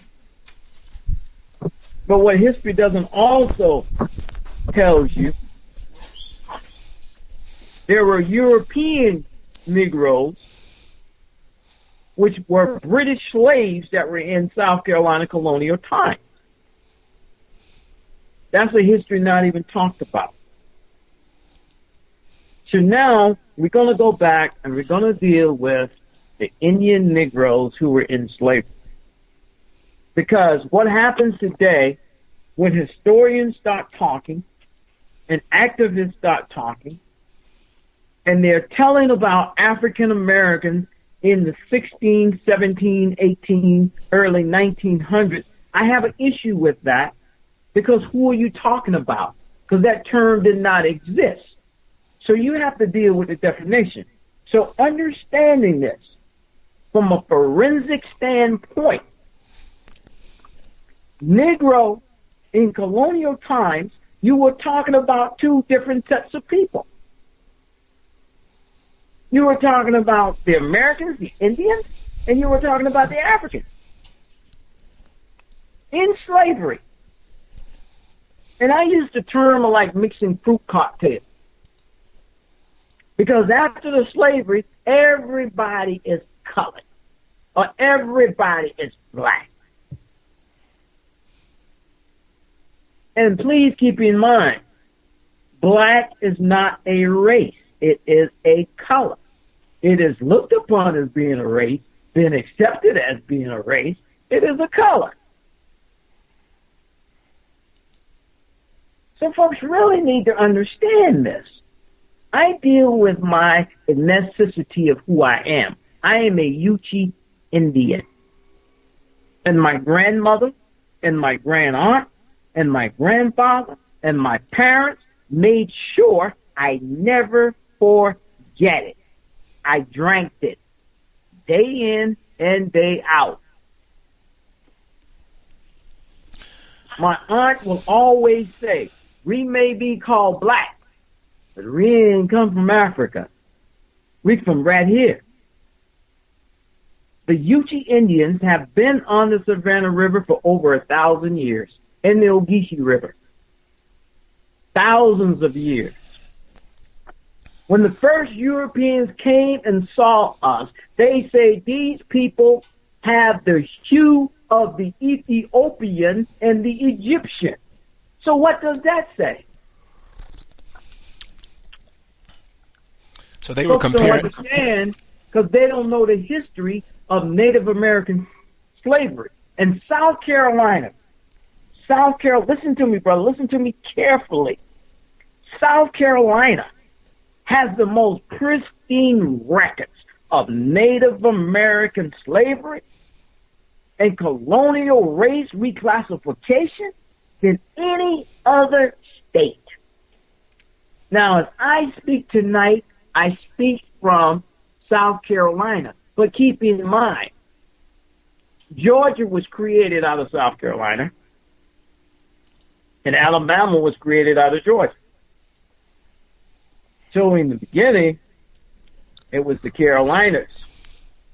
But a lot of people don't realize, again, that a lot of the Spanish Moors and Morocco, who granted South Carolina their first charter as an independent sovereign state, helped colonize the Carolinas. South Carolina created a law in the 1600s called the Moor Sundry Act. And what this act did, it classified free African as white. So on the census, you got to be very careful, because now I'm speaking to you from a forensic genealogist point of view.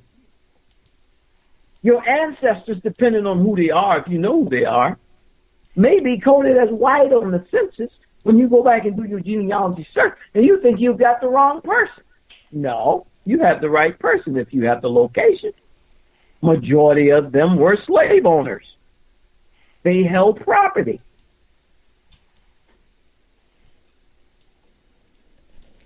What are one of the ways, Alonzo?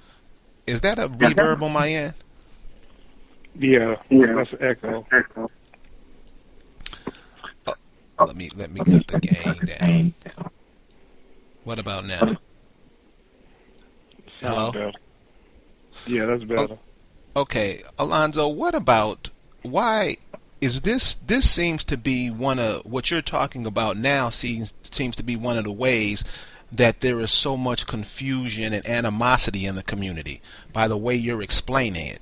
Could that be the reason? We're not the same people. We never were the same people. We were all combined, those that were slaves, those that were not. So after the end of slavery, let me explain something else about South Carolina. South Carolina, when they came in to enslave, they conquered entire villages. Villages might have 5,000, 10,000 people. Could be 40, 50, 60, maybe 100,000 acres. And those native villages became plantations. And those plantations today are townships and cities. In the early stage of Native American slavery, when they started bringing the Africans over, they didn't enslave them on the same plantation. That only happened at a different time. Native Americans enslaved the whole village. No one's going to run away. Now, what you got to understand, when you go do your research now, you have to look at what type of plantation this was. Was it a cotton plantation? Was it a rice plantation? Or a sugarcane plantation? 98% of your sugar plantations are your Native American slaves. Your cotton plantations are your African slaves and your rice plantation. You have to investigate the plantation owner because they had to have permits. Did he have a permit to own Native American slaves? Did he have a permit to own African slaves? Or did he have a permit for British slaves, Scottish, and your Irish? These things are very key. Now, South Carolina did a whole lot of domestic slave trading with Native Americans, which means many of your ancestors ended up into Jamaica, Barbados, Trinidad, and other places in the West Indies because that was a domestic trade. Well, you say, well, how is that a domestic trade and that's not part of the United States? I'm sorry, because in the 1600s, South Carolina had a governor named Governor Linton, Henry Linton.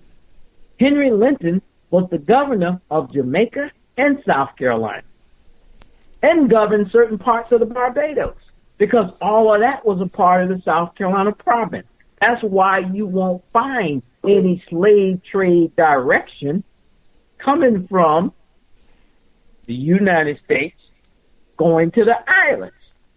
It won't be on the transatlantic slave because it's domestic. So you have to understand that. So as you go do your genealogy search, that is very important. The other thing to keep in mind is to study the immigration maps. Where did the slave owner come from? Because in South Carolina had about 274 pre-African slave owners. So you have to understand, why wasn't this information given? You got to go back and look at Reconstruction. What were they trying to reconstruct? Then after Reconstruction, we get Jim Crow. We get laws that saying coloreds can't read, can't go to school, can't become policemen, can't be judges. Why? So you will go into the public records and find out that before the Civil War, your ancestors may have been landowners. Your ancestors may have been slave owners and not vice versa. Your ancestors may have fathered white children and they were the slave masters, beside it being vice versa. These are things folks need to be concerned about because the average genealogist don't teach this. But I'm telling you this from a forensic standpoint. You look at your slave manifest. Your slave manifests are the logs. It tells you where the slave's going, who owned the slave, what color is the slave. If you read the slave manifest, you will see slaves that are gold, that are yellow, that are black, that are white, that are brown, that are tan. So you need to keep in mind. So just so happened the color black stopped for some reason. You got to keep in mind with that because these things are very, very important. Another thing that I teach and I tell people all the time, you got to be careful with the size of the slave ship. Folks don't really understand. Say, what do you mean by that, Langley? Okay, along the Savannah River, the channels are very narrow. I can swim from one side to the other in probably 2 minutes. So the channel is no more than about 25 or 30 yards. So you're not going to get no ship down there. You're going to get a boat because the draft is not going to carry you. And how many people on the little boat going down there? 25, 30 maybe? It wasn't no 200-300, not in that area. So you have to question now, where did all these massive ships come from? Not mainland inside of America. No. May have been certain amount of size of ships going to the Caribbean. No. It's impossible. These are facts because if you read the slave manifest, It tells you the capacity of the ships, the size of the ships. These things are very, very important. Of course, the cotton trade down in Buford, it tells you. And in Charleston, where are these slaves coming from? Why was cotton so important, Egyptian cotton? Because the Africans knew how to grow it. Wasn't for the Africans, wouldn't be no cotton here. So the British loved cotton. And there were 7 African nations that are listed in South Carolina congressional records that had to do with slavery and participated and sent their people over here as well as other tribes. And they sent people over here, these tribes who knew how to grow cotton, knew how to deal with iron, and very other tasks. These were specialists that they sent over here. You have to understand, slavery had nothing to do with black or white. It had to do with capitalism at that time. Jim Crow made it about black and white and racism. I checked the laws. I looked at the record to see how far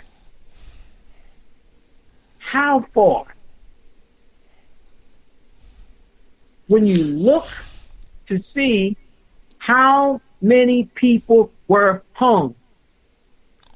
In slavery days, the numbers was very low because a slave was your property and they had to have insurance on slave and their cost. Your African slave was your Rolls Royce. But after slavery and in the years of Jim Crow, hanging and lynching, according to the records, expanded over 500 to 1,000%, depending on where you are. They wasn't trying to kill their slaves. So I have to question certain parts of roots and certain events that happened, because from a scientific perspective and what's in the colonial records, certain events didn't take place. Yes, slavery happened. It did. But the multitude of 5,000-6,000 people, 400 or 500 people on a big slave ship coming down the Savannah River, no, you can't sit in an airplane for 8 hours without having to get up and stretch. So you mean to tell me you're going to chain someone down in a boat and cross the Atlantic for 4 months and their muscles are not being utilized? And they're going to get off the ship when they arrive and start picking cotton. Any medical doctor will tell you, I don't think about that. Ladies and gentlemen, we're tonight we're with Chief Lonzo Langley from the UG tribe,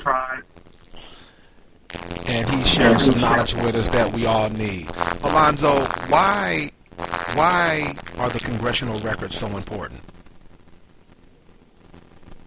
I would prefer everyone study your state colonial records, because these records deals with the statute laws and the reclassification of people. The Native American slaves that have been written out of history are written out of history due to slavery. It doesn't mean that the people don't exist. It means that they reclassified these people as Negroes and wrote these tribes out of existence. So where are the descendants of these tribes today? Many of them are under the umbrella of African American and don't know it because they haven't researched or know their history because they have been moved around a lot. My family didn't get out of the South till about 1970, 1975. They didn't go anywhere. They stayed in South Carolina and Georgia along the Savannah River, in Allendale County, in Barnwell County, in Georgia, in Springfield County. That's where they are today. And they have been there for over a period of 600 years. Within our graveyards and cemeteries, they call them, are mounds. Those are my ancient ancestors. But that type of history don't get exposed because the concept is there's nothing down there but some Negroes and African Americans. But if you read South Carolina colonial law, South Carolina colonial laws will tell you what tribes, where they were located, who went into slavery. Now, there's one side of my family that was enslaved. There's another side that was not. I got a will of one of my grandfathers. He held several of his cousins in slavery to keep them from being sold to another plantation, whether in the Bahamas or Jamaica or outside of South Carolina or another plantation. They coded him as white because he converted to Christianity. And that's another thing folks need to realize. My family didn't do all that different name changing. My name went from Lawande to Kipahawa to Upichi to Langley and Roberts. So it's very easy for us to trace back. Because if I look at old colonial maps and land deeds, the original name of my ancestors is on there before they took on a Christian name. Now, I don't see my family as an isolated incident. I see my family as knowing who we were and didn't move around a lot.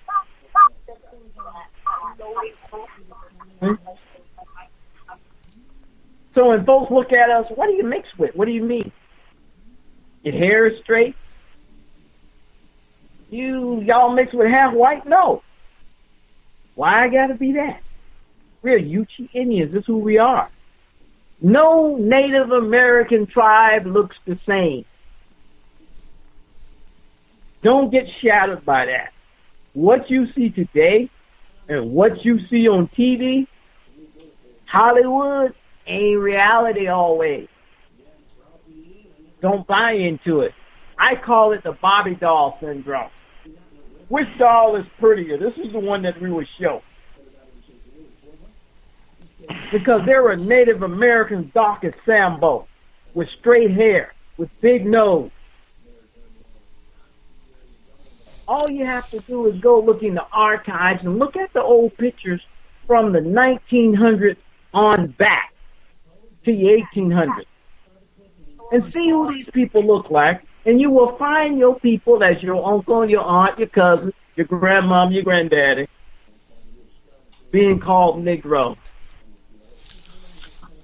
My sister and I went down to the Alabama archive yesterday in Montgomery, and we were just mind blown by the information that was down there, validating everything that you just said.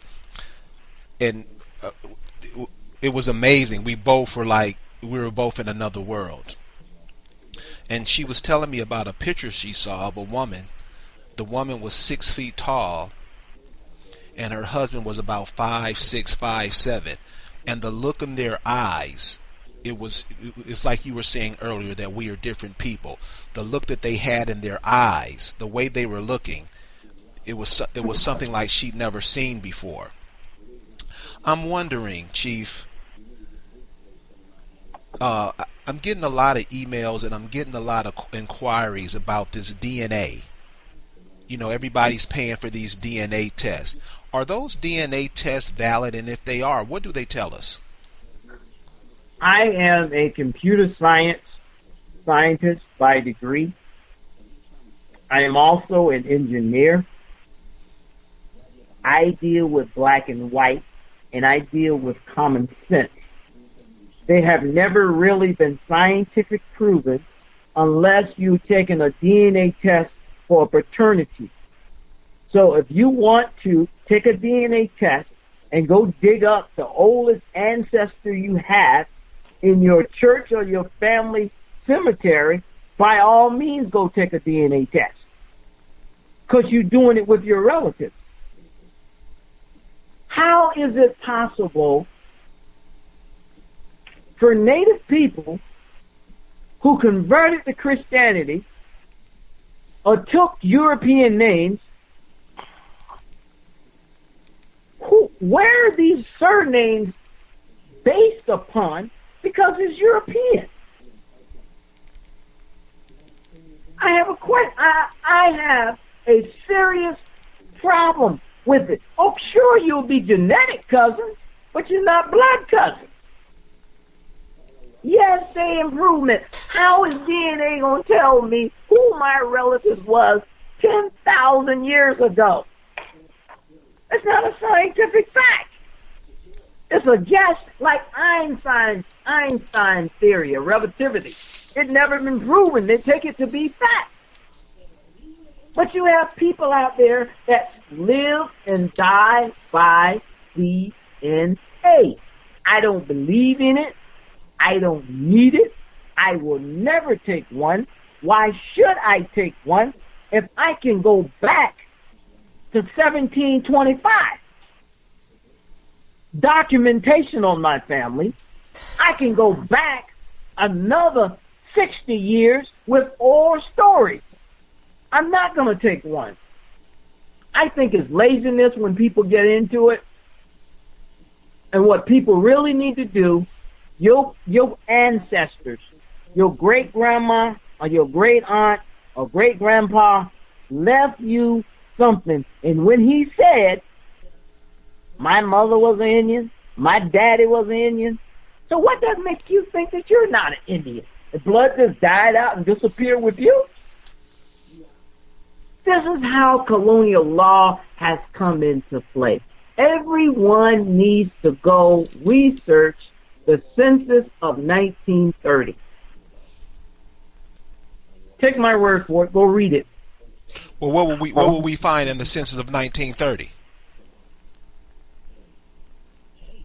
Race classification that is biased.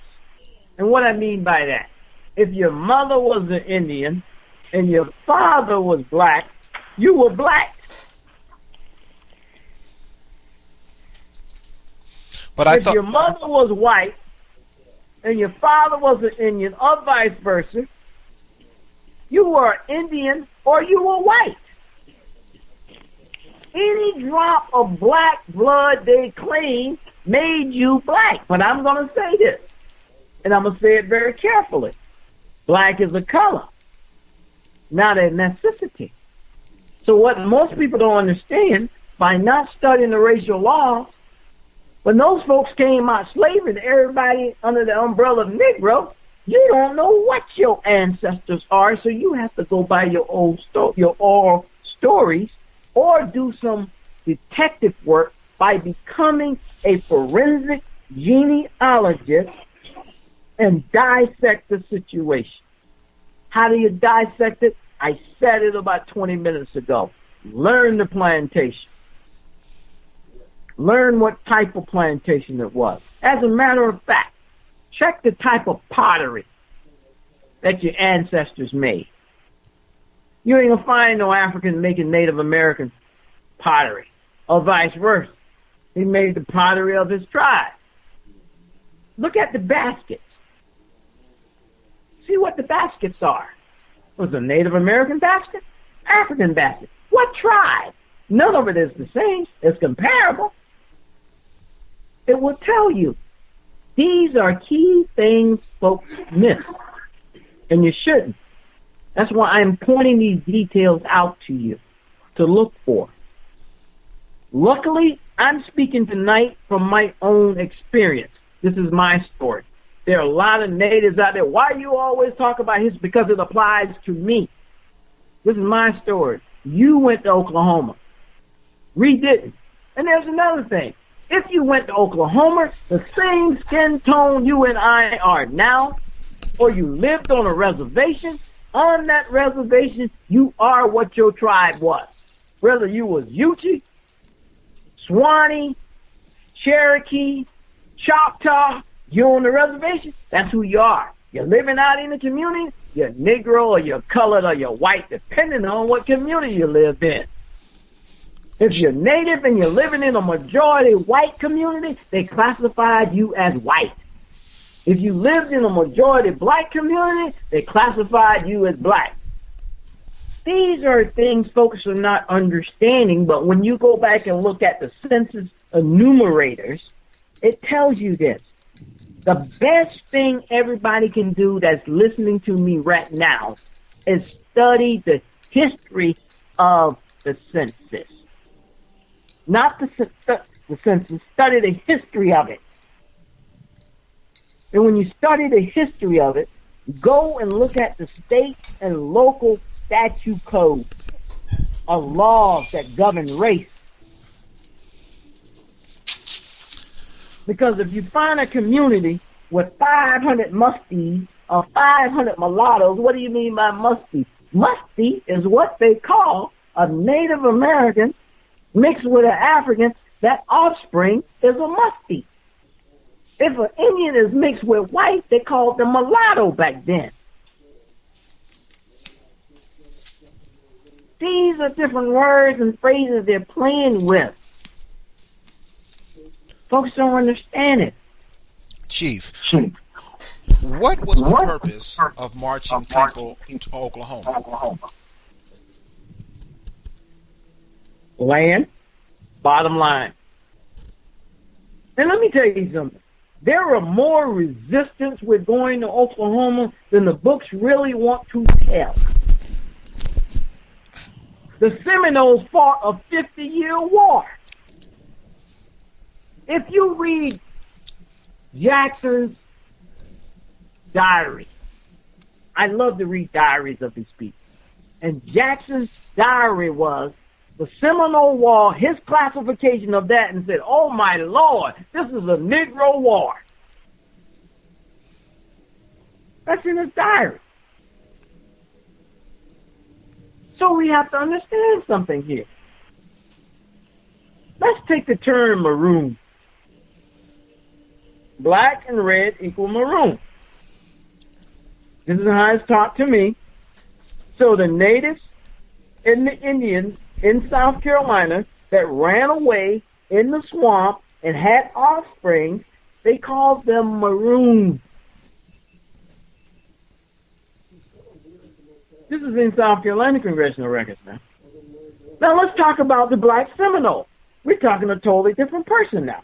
Because the black Seminole, according to the congressional records, is a former slave who ran away and lived among the Indians. Now when we get down to Florida, we have black Seminoles, we have maroons, they done grouped everybody together. So now they say black Indians. Well, how so? When you got a mixture of a native and an African. Another word for that you will hear your grandmother say is Blackfoot, because Blackfoot is the offspring of a native and an African. That's not the Blackfoot tribe. That was the derogatory word that was used. There wasn't no Blackfoot down in the South. Not in South Carolina and Georgia. So your parents could be right, and your parents are right saying they're native, but they're wrong by saying Blackfoot and Cherokee because these tribes wasn't in that area. So you have that right. So what do you have to do now to clear the situation? What you have to do now is sit down and start studying old colonial maps. Look at tribal territory maps and follow those maps back up. Don't start now and work your way back. Go to the earliest time of invasion and follow the colonies and watch how the land division changes. Land doesn't go nowhere. The name of places change. You will identify with the area that your tribe was most dominant in or that tribal town. So now you know what tribe you descend from. It's not mathematics. It's not hard. It's taking the time out to detail and study your history. And that's why I'm here tonight to give you this information that has been in my family for years, whether they talked about it or not. You're wasting your time, some of you, to go look across the border, across the water to Africa, and your ancestors ain't never been no way but where they are. Most older generation, 3 generations back, if you were from the back boondocks, you didn't migrate out. See? My family, a lot of them might get upset for me saying this, but this is common among Native American people. This is part of my story. We all intermarried. I got cousins marrying cousins. 3 generations back, we share the same grandmother and grandfather.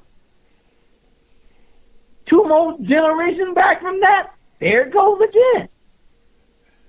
But when you get out of your tribalness, these type things happen. You're no longer communicating. You don't know who's who. Somebody says, well, those are the Williams over there. That's a different set. I tell you what, you better go back 2 or 3 generations and look and see if it's a separate set. Same people. Because you've been cut off. Chief, it's very important to understand this. Go ahead, man. What would you say to the people who are adamant that they are from Africa? But when they are asked when they're from Africa, where are they from? They don't know. They don't know. I would say, if that's what they want to embrace, and as the old Christian song says, you die and your soul be lost, ain't nobody fault but you. I am not going to preach because some people are not going to get it because they embrace that. That's what they want to be. That's fine. That's your perspective. That's what you should do. But don't hinder me. I'll take the concept. Yes, everybody descends from Africa. How many thousands of years you talking about? 50? 100? 200,000 years? The word Africa is no more than about 600 years old. That came into play around the same time. America Vespucius decided to call America America. And on the old maps, it was called Byland.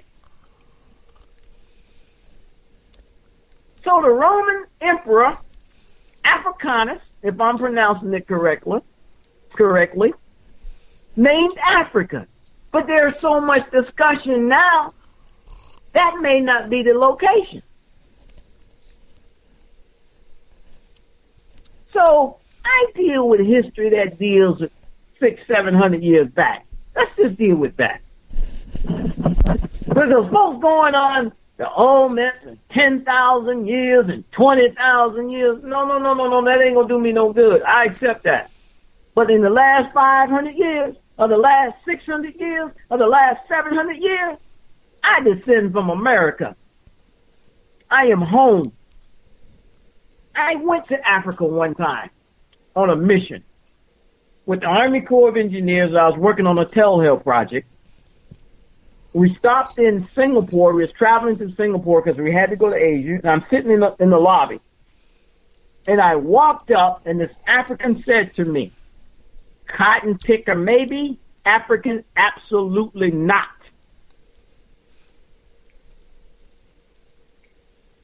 Did you hear what I just said? Cotton picker maybe.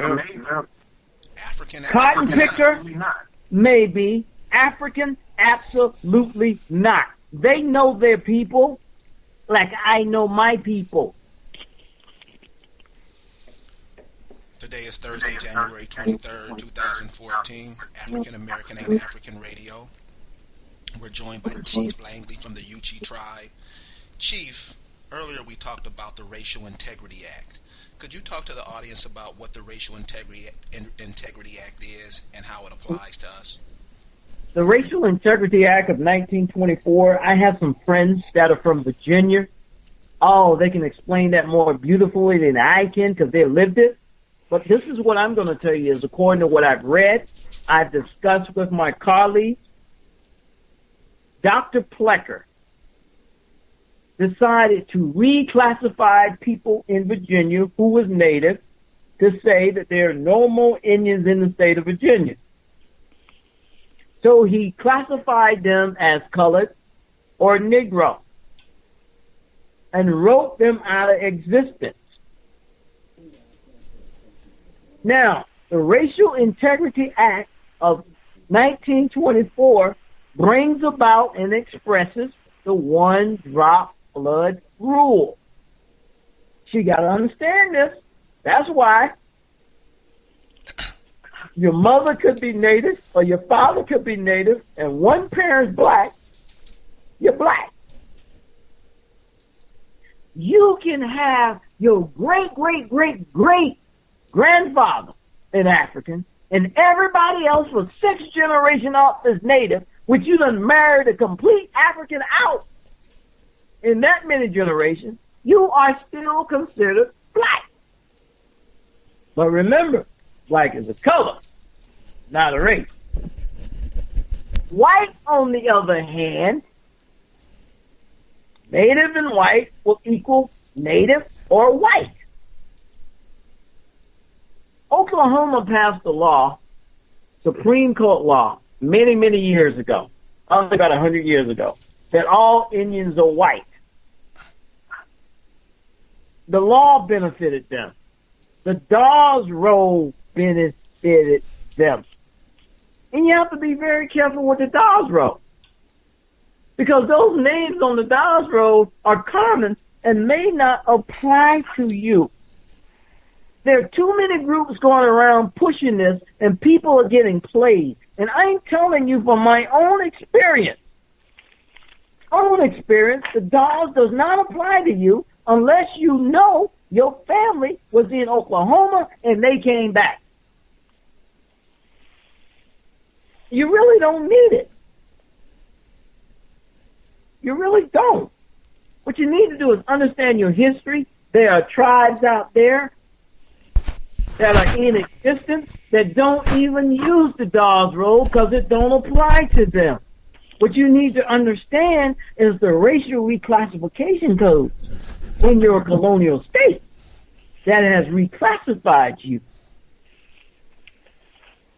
Get yourself in the mood to start studying Native American law within that state and say, hey, no, my people were reclassified. This is who I am, and I can prove it. And when you go back and look at the congressional law and look at the census, you'll understand it. Most folks go online and deal with Ancestry.com because the federal census every 10 years. I like to use something when I assist people called Family Search, because Family Search deals with a 5-year census and a 2-year census. And those 5-year census is state. 2-year census is your counties. People moving in and out. You will find your people a lot better from what I have seen with Family Search.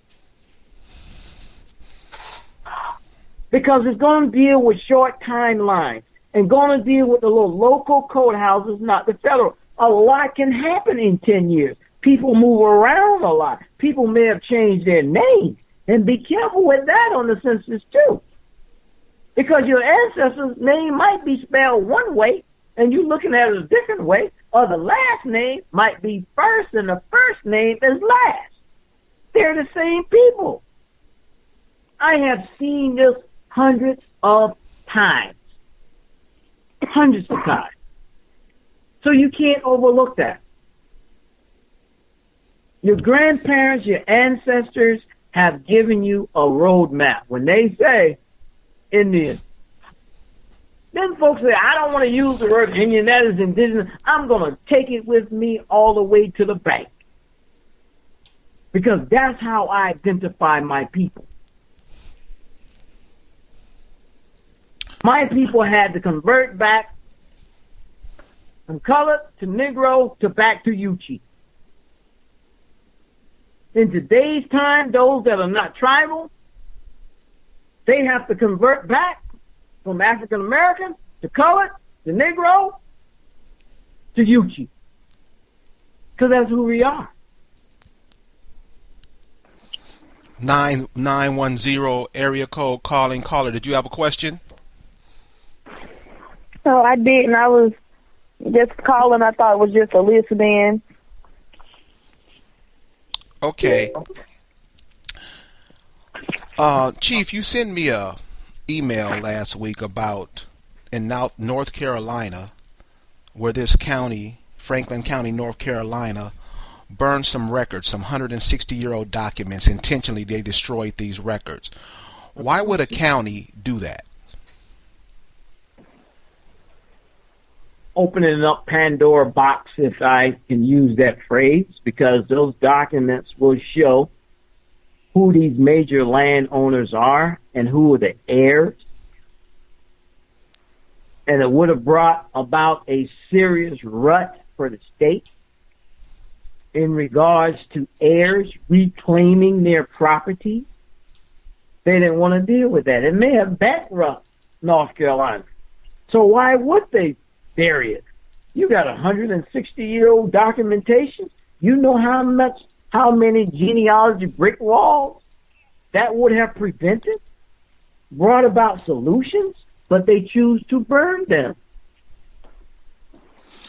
Well, Chief, the question I have is, with us claiming that we're Africans, with us claiming that we're Moors, with us claiming that we're Hebrew Israelite, with us claiming that we're Muslim, doesn't those claims that we make on all these other nations around the world, doesn't that make what is ours here, doesn't that nullify that? I'm going to take one of those that you used, and I'm going to deal with it, and that is the Moor.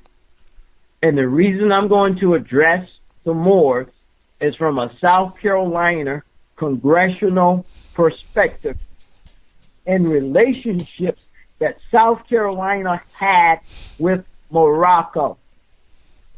Now, I'm not going to bash these guys, but I'm going to give you South Carolina perspective.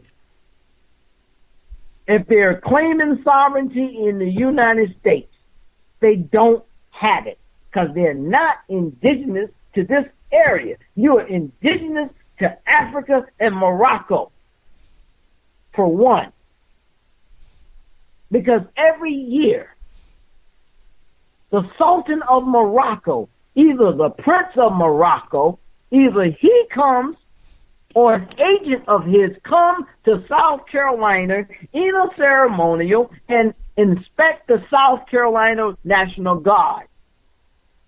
In the 1700s, the Negroes who were free, South Carolina passed the Suntree Act to label those Moors as white.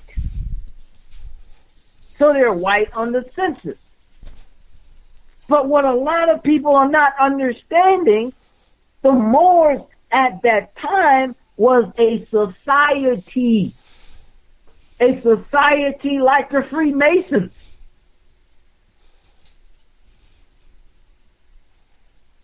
To be honest with you, a lot of Masonic stuff come from the Moors, but that's another conversation to have.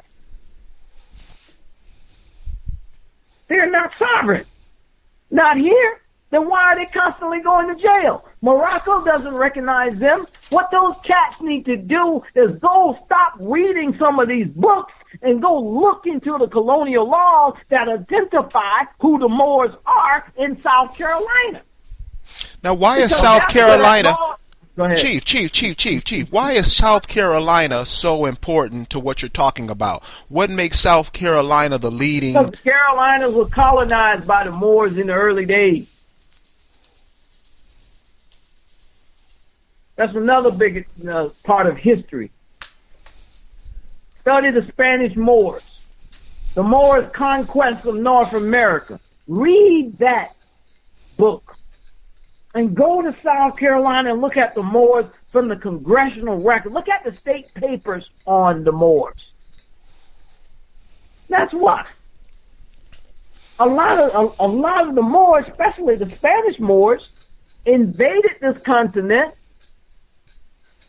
with Columbus and also De Soto. De Soto had Spanish Africans with him on his Native American raids. Go read the book of Chesto Menendez. You think it's Spanish, but if you go and read it, you will find out he was a Spanish African. He was a Moor. I'm not friends with the Moors from that perspective. I know their history. You came in raping and enslaving Native American people in South Carolina. It's in the congressional records. They need to check their history on that. Well, I ain't never read it. Well, go read South Carolina congressional record. There's a reason why, a very good reason why, South Carolina decided to classify Negroes who were slave owners as Moors and give them the status of being white. It is public information. You have a lot of these cats take information and then put their own spin on it. That's very dangerous.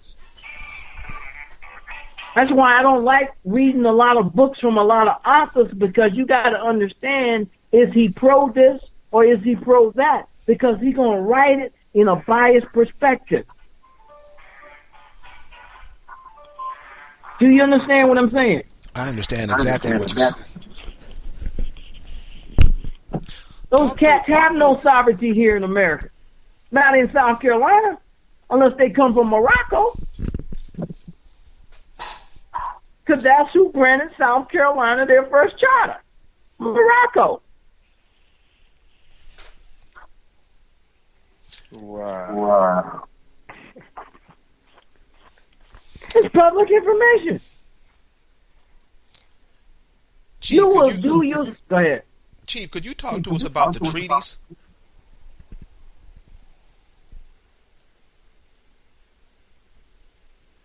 There's a treaty of 1866. Now, the Treaty of 1866 talk about Negroes. Now, what I want everyone to understand, in 1866, that was after the Indian removal, and the removal was between 1832 and 1836. So the 1866 treaty, which deals with the 5 civilized tribes and the freemen. But check this out. It was an African Creek chief, Tao,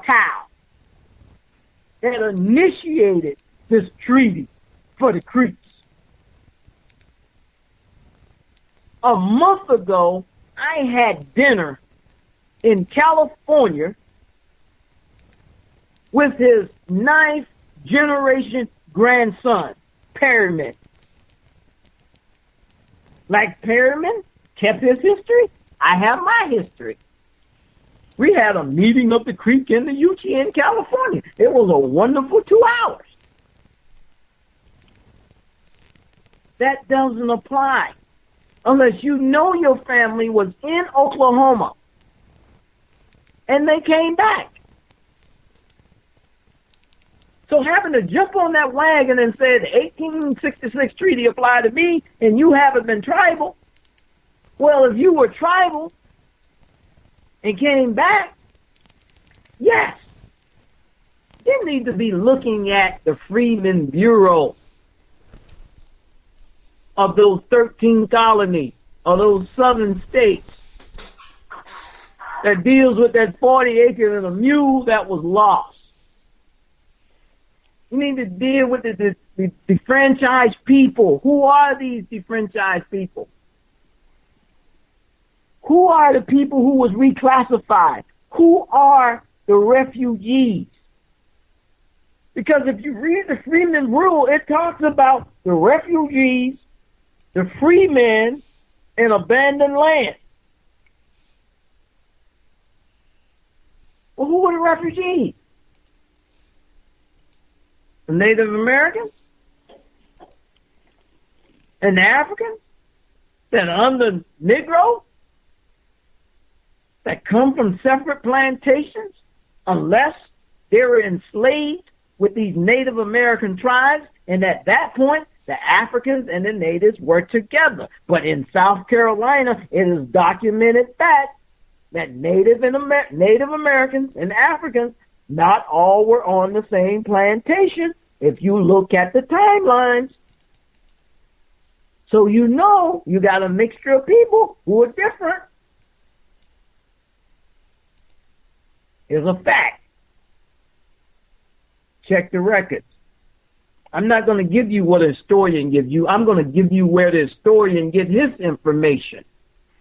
Go to the congressional records. Leave that treaty alone, because what you're going to do, you're really going to embarrass yourself. Like a lot of people I know, well, my grandmother shows up on the Dawes Roll. Were your grandmother in Oklahoma? No. Well, you better search the Dawes and see where these events were taking place at the time, because that may be a common name, and most time it is. But people don't realize when many people from the South migrated to Oklahoma, when they got to Oklahoma, they named the places in Oklahoma the same names of the places in Georgia and Alabama. My grandmother that raised me from 3 days old, born 1912 in Stillwell, Georgia, Ruby Lee Langley. There's a Ruby Lee Langley in Stillwell, Oklahoma, born 1912. Wow. I'm going to tell you two things happened. Either there's some identity fraud going on, or there's another Ruby Langley out there in Oklahoma. But since I'm not using the Dawes Roll for any BIA benefits, I'm going to leave it alone, because what I'm going to do, I'm going to deal with the racial reclassification. Or you reclassified my people, disenfranchised them, placed them in Native American slavery, called them Negro, and they are not. I'm going to approach that from a South Carolina perspective and deal with them on a state issue. My folks were reclassified. We have a tribe. We had one from day one. A lot of people don't realize, okay, well, Langley, where did you have your tribe? Our tribe was here. Where do you have your services? In the church. Because when South Carolina and Georgia and many other southern states decided that there were no more Indian people in the state, and they called them colored, these tribes, these clans had their meetings in the churches. So a chief became a deacon or officer in the church. Sometimes the preacher, but most times the medicine man became the preacher. See, something a lot of people miss, and that is when you used to see your granduncle or your grandfather or great put on that little church hat and stick that little feather in the side, that was a sign. That was his chief hat. That's a part of history that's overlooked, and many of y'all in the black community can relate to seeing that. Because that's what my ancestors did. Daddy always, this is my chief hat. Why is he wearing the feather? symbolic. This is common, but folks don't know the history. Chief, you talked about earlier. You were talking earlier about the AME Church. Could you let the audience in on that, please? Oh yeah, we can go dig in that one. That's my baby. Oh man. Oh yes. There was a church in Scriven County, Georgia, Asbury, named after Francis Asbury. Francis Asbury was a disciple of John Wesley. John Wesley brought Methodism to Georgia and to the United States.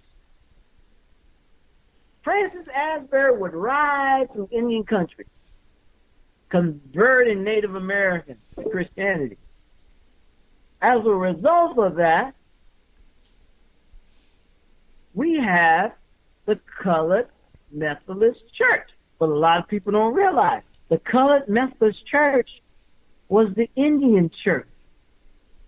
Then you had the White Methodist Church. Then you had the African Church.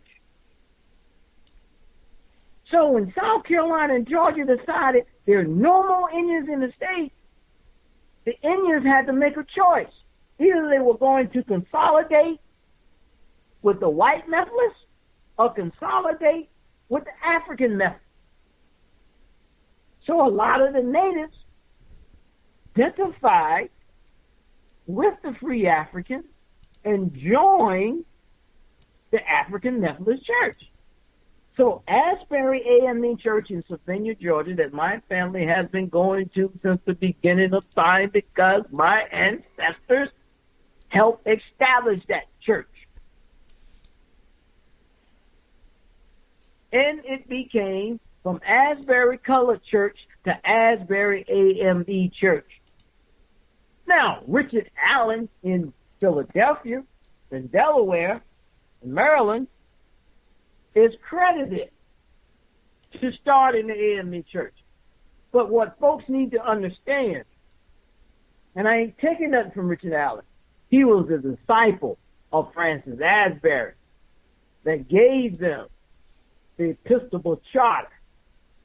But Richard Allen, according to his diaries, he never traveled south because he feared he would be put in slavery. But according to documents that I've read, even his mother was Native American. Don't quote me on it. That's what I've read. So a lot of the traditions, I give you a tradition. Homecoming, Harvest Day, that's Green Corn Festival. If you go to Asbury, you'll see folks doing the Holy Ghost dance, and look at some of the tribes in Oklahoma, you will think they're doing the Ghost dance. Why is that? Because there were Native American people in Asbury that brought those traditions inside of the church. And when we couldn't practice it outwardly, they were practiced inside of the church. So the church became an institution to keep the tribe alive and going. That is a fact. Anybody else tell you otherwise, they don't know the history or they're trying to disregard it. But they cannot tell me about Asbury AME Church in Savannah, Georgia. One of the things that we hear about in the community, or that's very relevant in the community when talking about the females, are what are called red bone. Could you tell us about what a red bone is? There was a tribe up in North Carolina of mixed race people. There's a congressional book out on Native Americans of Native Americans of North Carolina. Excellent book. It was written back in the 1800s. If you don't have it, I will send you the link, and it talks about the characteristics of the red bone, which were a mixed race people of Native, African, and white. They called them red bones.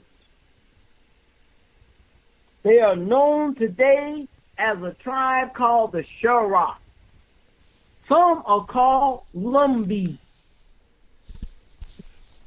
Many of the red bones were sent to Louisiana according to the domestic migrations from South Carolina to Louisiana.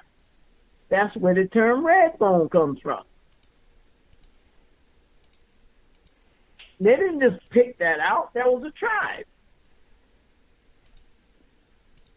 Well, enough of them, they decided to start calling folks red bone. You see them all the time. Me and you grew up with that. That's a red bone.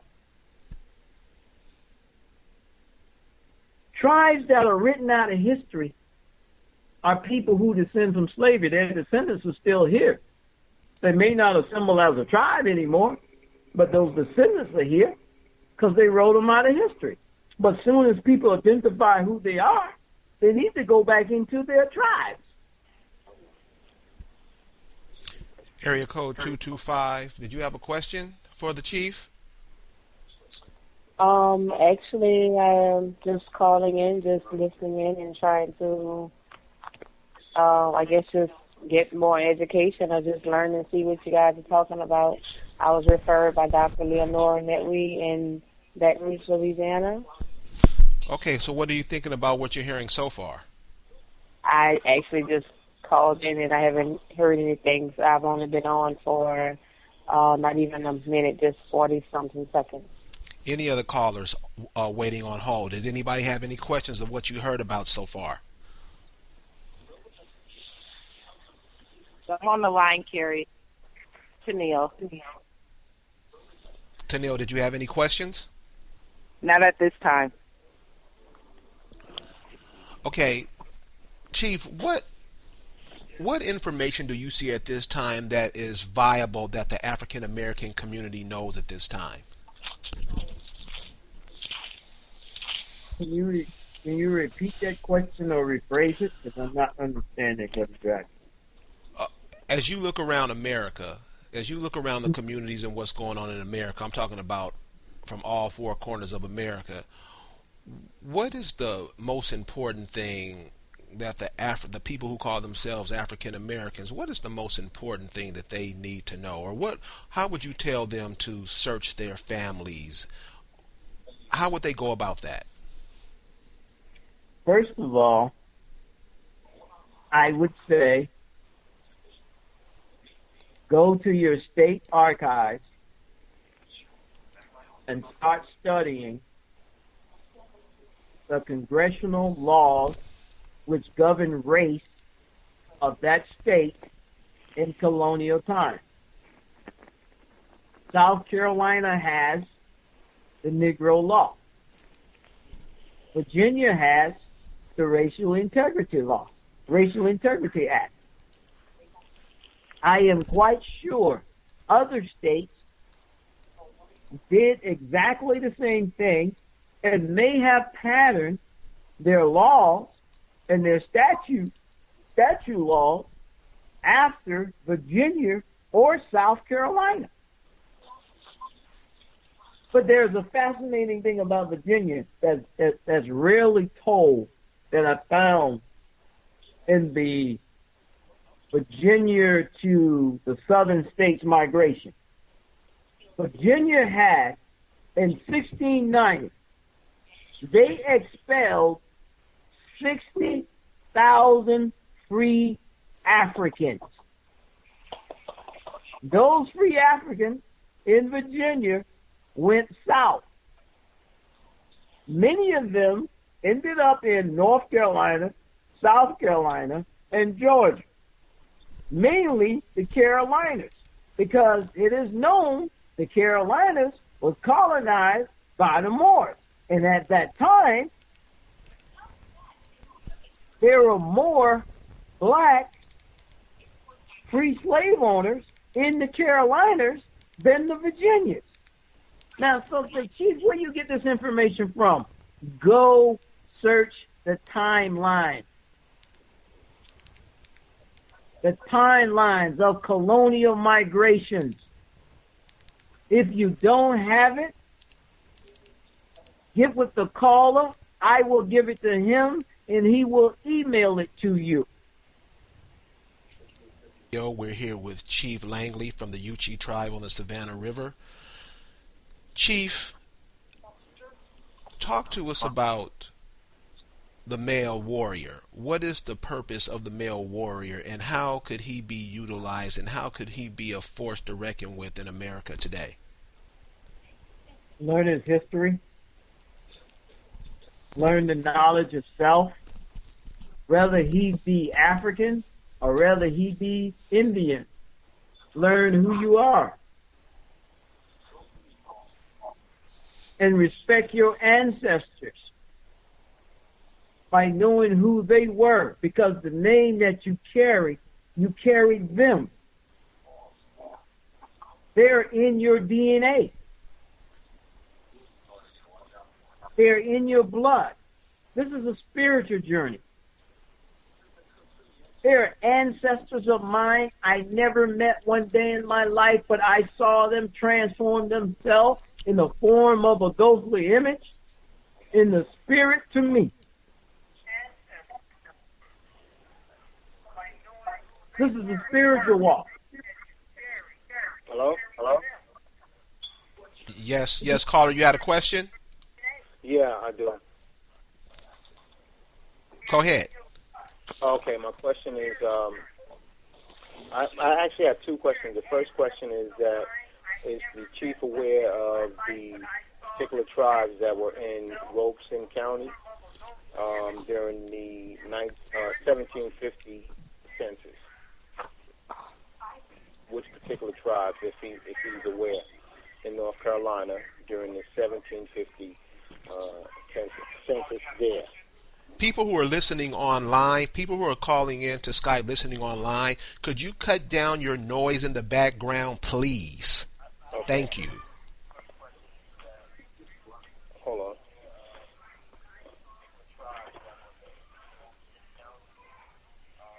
Chief, did you get that question? There are several tribes that were along the border. The Catawba is one that was on both sides of the water. The Shura is another one. The Wakamas, the Shakoras. There are many different tribes. I can send you the book that was written in the early, after the Yamasee War. I give you an example. Let's take the Tuscarora. The Tuscarora is in in North Carolina. But a lot of folks don't know, when you go search the ancient records, the Tuscarora is listed in Beaufort, South Carolina. So you have a lot of migration of tribes due to Native American slavery and due to the planters and very other colonial people coming in, pushing the tribes north or pushing the tribes south. But I do have access to that information, and I can send that information to you.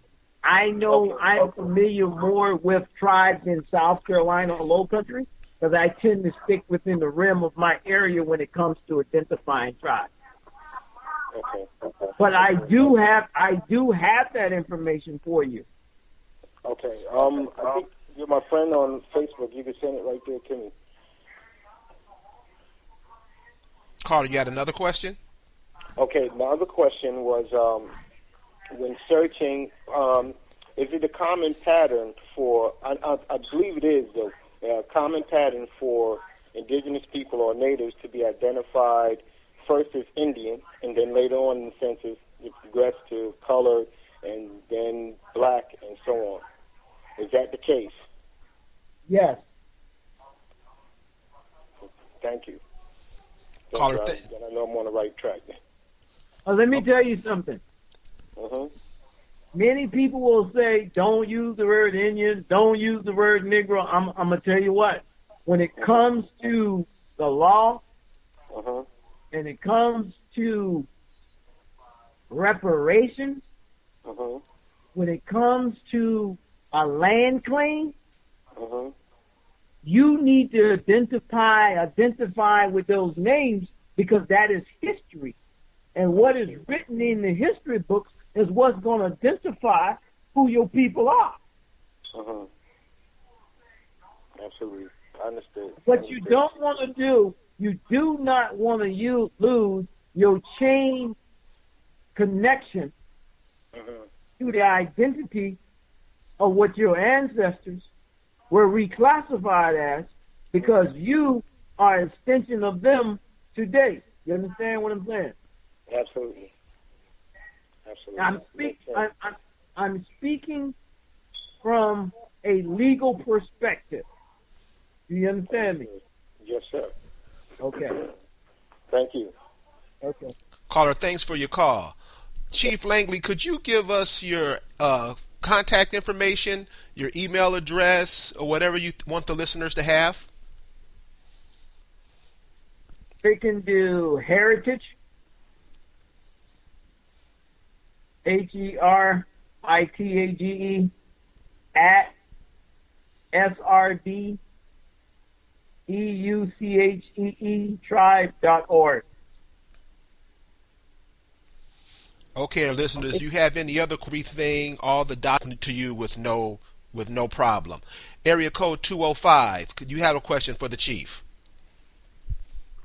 Actually, I do. Good evening, Chief Langley and Carrie. I appreciate the information that you are providing this evening. What I would like to know is, what difference does it really make if we are African, if we are Indian, if we are Negro? And you probably covered all of this, but before you go, I just want you to give that to us just one more time. What difference really does it make what we are classified as? Thank you, and I'm going to mute my phone and listen.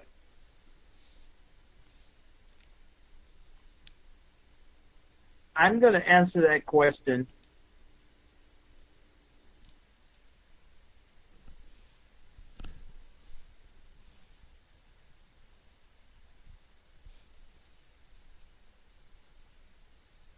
Oh, it looks like we've lost the chief. He's coming back right now. Sorry about that, Chief. Are we still on the air? You were still on the air. Sorry about that. I'm going to answer that question from my own life and experience. That is, I'm a Yuchi Indian. I'm a member of the Yuchi Indian tribe. I reside on my Aboriginal land. I have an Aboriginal land claim because I'm an indigenous descendant of Yuchi Indians. A African is not, unless he is part Yuchi. If you don't have a land claim, if you're not tied to a tribe, then do not claim your Indianness. Embrace your Africanness. But do not walk in a Native American meeting claiming you are Native American wearing a daishiki. So it's a choice. Totally up to you. I am a Yuchi American Indian. That is who I am. That's what I live. That's what I breathe. That's where my ancestors are. And my family has taken it to the point of taking it legally that we have had our ancestors that are past legally changed back to who they are. So their deaths and their birth certificates have been amended. Some of them have been amended without having an amended code on it. That Chief, is what in is the a honor chief? of What is my a chief? ancestors. Chief, what is an amended code? When you modify a death certificate or birth certificate, and they put amended on it. They said it was changed and it was authorized to be changed, or it could be changed without having any amendment on it. It all cares on how you want to embrace your ancestors. I paid tribute to mine. That's who they are. That's who they were. And that's who I legally had it changed to. We were able to do that by knowing who we are. That's who we always have been. When my mother died in my house, the first thing the coroner asked me, what tribe is she from?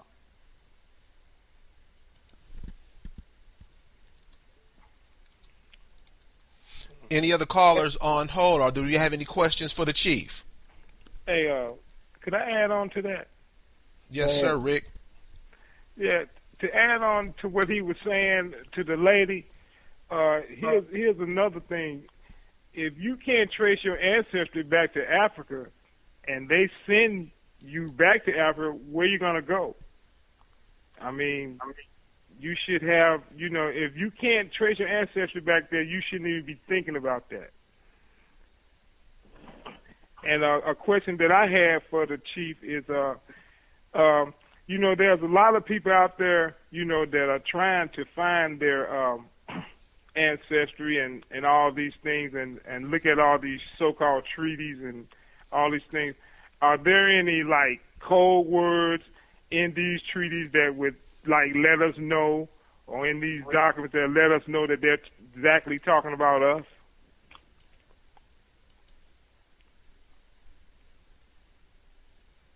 Hello?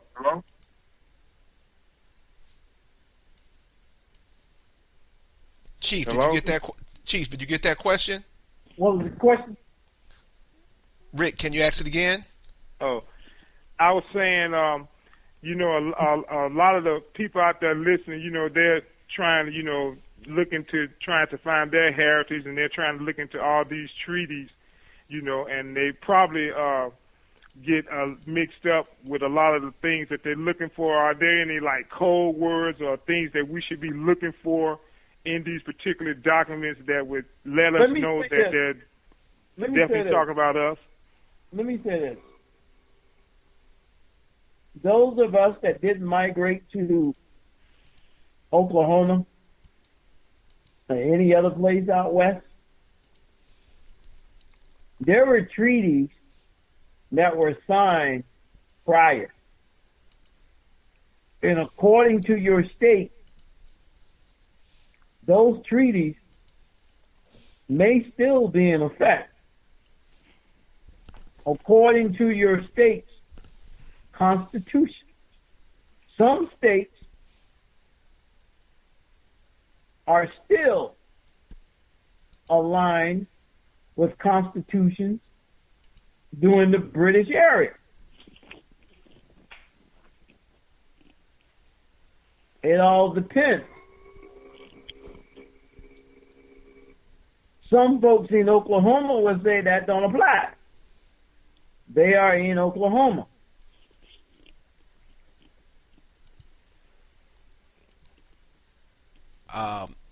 The information you give is so simple, so direct, so to the point. Why does it seem like this is so hard for us to understand and get? Because it has never been taught.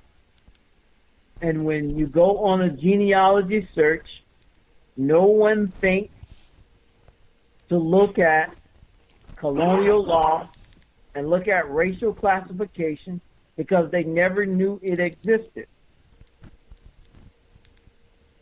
I am a forensic genealogist. I teach this. I have been studying it for over 10 years.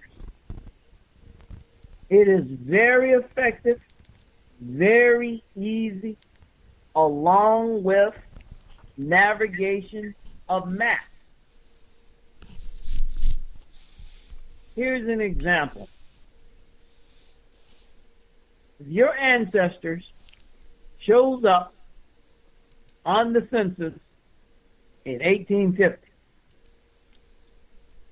that tells you right now your ancestors wasn't enslaved.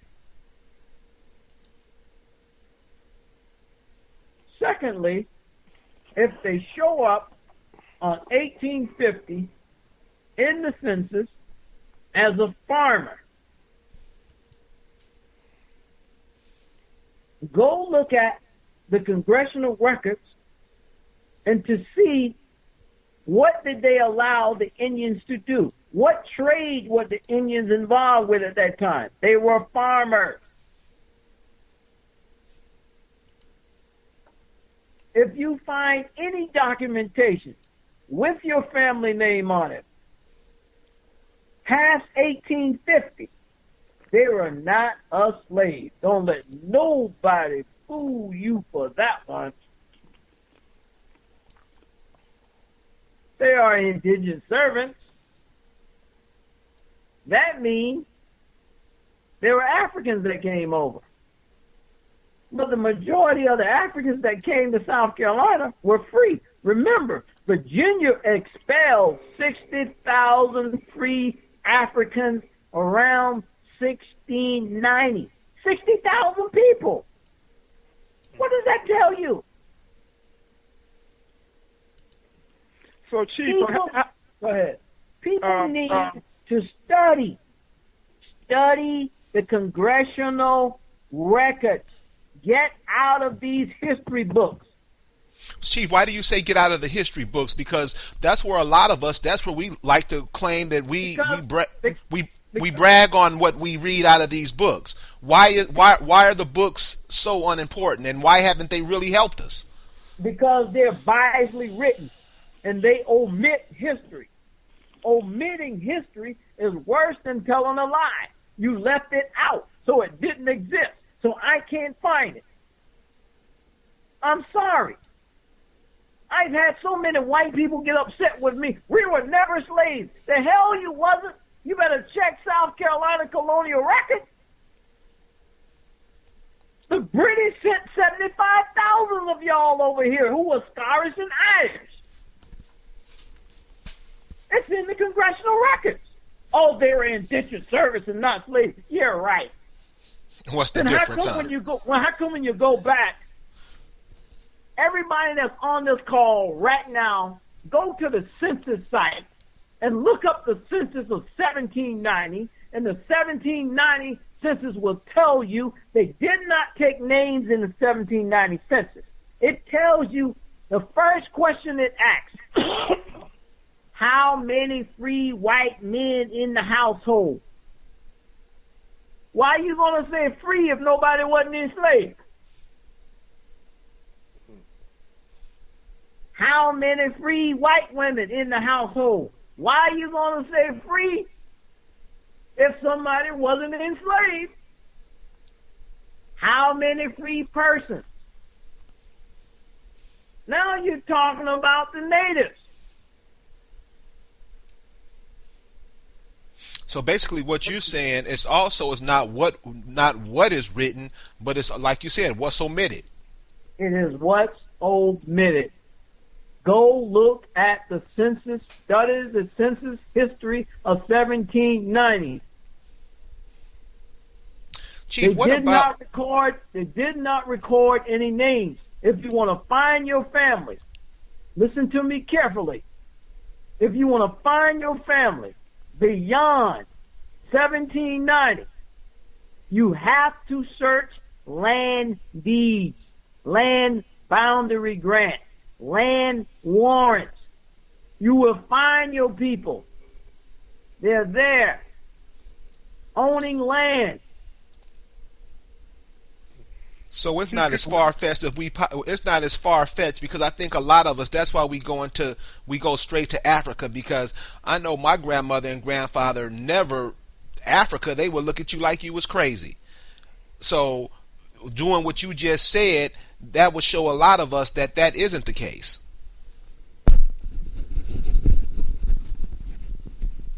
if they go to our website, www.srbuttribe.org, and if they take the time while they're on the phone listening right now and go to that website, and when you get to that website, scroll down till you get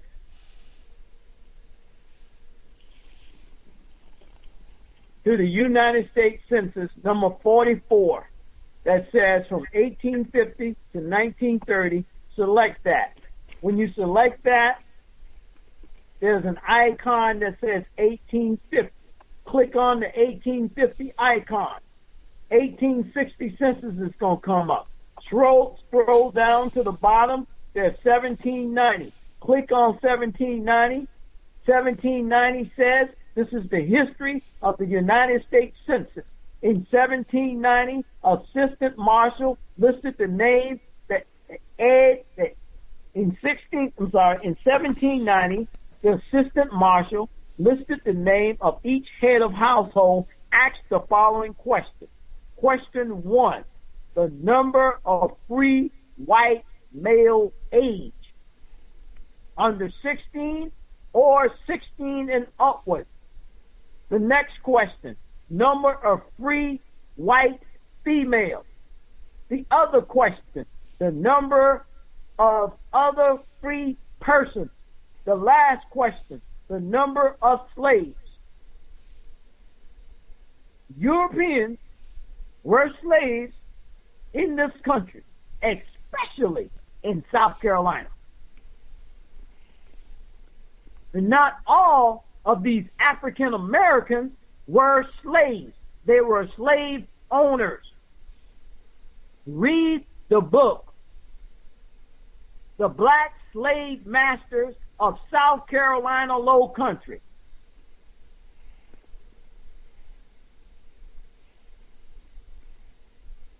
Rick, did you have a question? No, not right now.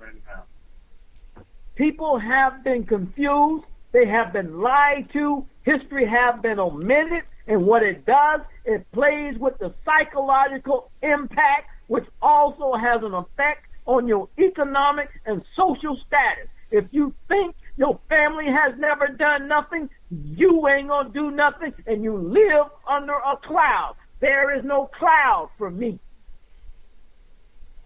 It is beyond the sky, infinite. They did not lie when some of the African and kings and queens came over here, but it was a handful of them who were slave owners. So you're saying the African queens and kings that came over here, they were owning some of the indigenous Indians over here? Exactly. It's a fact. It's written in the congressional records. So Chief, how many would the congressional records tell you how many Africans did come over here as slaves? I tell you what, if you go to the Moral Sultry Act of South Carolina, it tells you the 7 African nations that engaged in the slave trade. Many of them were living in what is now known as Edgefield, South Carolina. And in Edgefield, South Carolina, in the 1700s, it talks about the Egyptians. The Egyptians were quoted as free Moors. Matter of fact, I'm going to send it to you right now, and you read it off to the people. Economics in our communities are in bad shape, and we produce nothing in this country. All we do is consume. And some of the information he's given, it will connect us back to the land. It'll probably connect you back to some of the industries that your people were on previously. You know, and this is definitely what needed, especially for the young people. Chief, where are you sending that email? I mean, that link. Actually, I'm giving it to you. See, can you get a couple of calls? Give me about 2 minutes to locate this one. Okay. people waiting on the line who are listening. Do you have any questions for the chief? I do have a question. Please go ahead. Where you calling from? What's your name and where you calling from? My name is Coco. I'm calling from Baton Rouge, Louisiana. I have a two-part question. My first question is, I heard him mention that I can go to the archives building to research my history of being in Louisiana.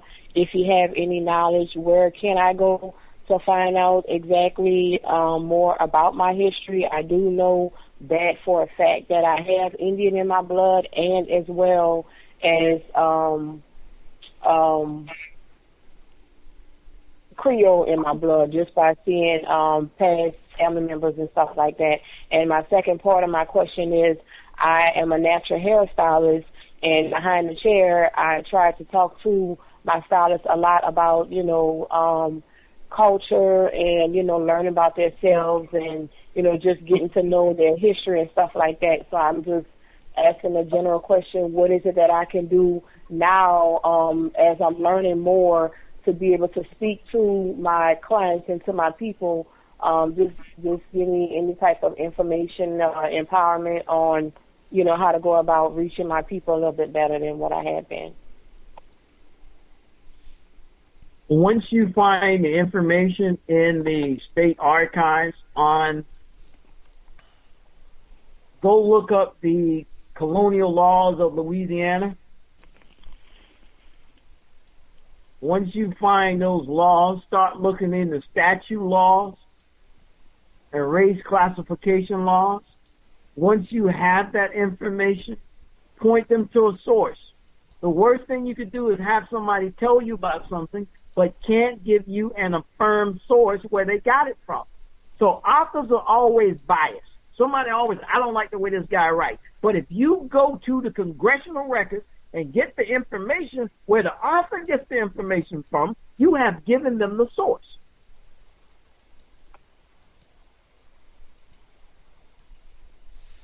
Caller, you had a two-part question, right? Yeah, the second part was, I think he kind of basically hit both questions. Once I go to the state archives and look up the statute laws and race certification, that'll give me a little bit better insight on how I can go about continue doing what I do as a natural hairstylist and trying to reach my people, talking to them. So if I'm not mistaken, I think you did answer the question, unless you have something else you would like to add to it. We have Heritage Club meetings, and we have them on Tuesday night and sometimes Saturday mornings. And what we do, we teach the history. We also provide assistance with tracing your ancestry. You come to a couple of meetings, join, you will have access to genealogists, tribal genealogists. You will have access to forensics genealogists. You will have access to historians, anthropologists, archaeologists. We have all of them that are aligned with us, that will help you. It's not going to cost you $200. It's not going to cost you $100. We charge $25 a year for our membership. We will help you. And ladies and gentlemen, let me add, I've been following, the chief called me up from a show last week, and the information he has given me in the last week is more than I've learned in my 12 years of going to kindergarten up to the 12th grade. The information is easy to read, it's easy to find. He will walk you through it, and after reading a tenth of what he sent you, you will be looking at yourself in a whole different way. So please contact them. Chief, can you give your email and information again? Now, is this what you want me to read? The black slave holders, free blacks? What does the title say? Black slave holders, free black slave masters in South Carolina, 1790 to 1860. Exactly. Before that, there's another one I put, said the petition of the free Moors of South Carolina. Open Yes, that sir. document up. That is a congressional record. Read what it says.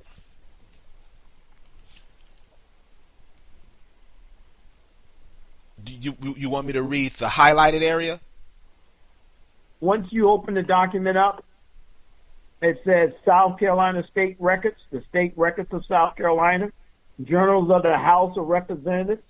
This is where they need to go in their particular state to get this information. Oh, okay. Oh, the state records of South Carolina. So what do you want me to read?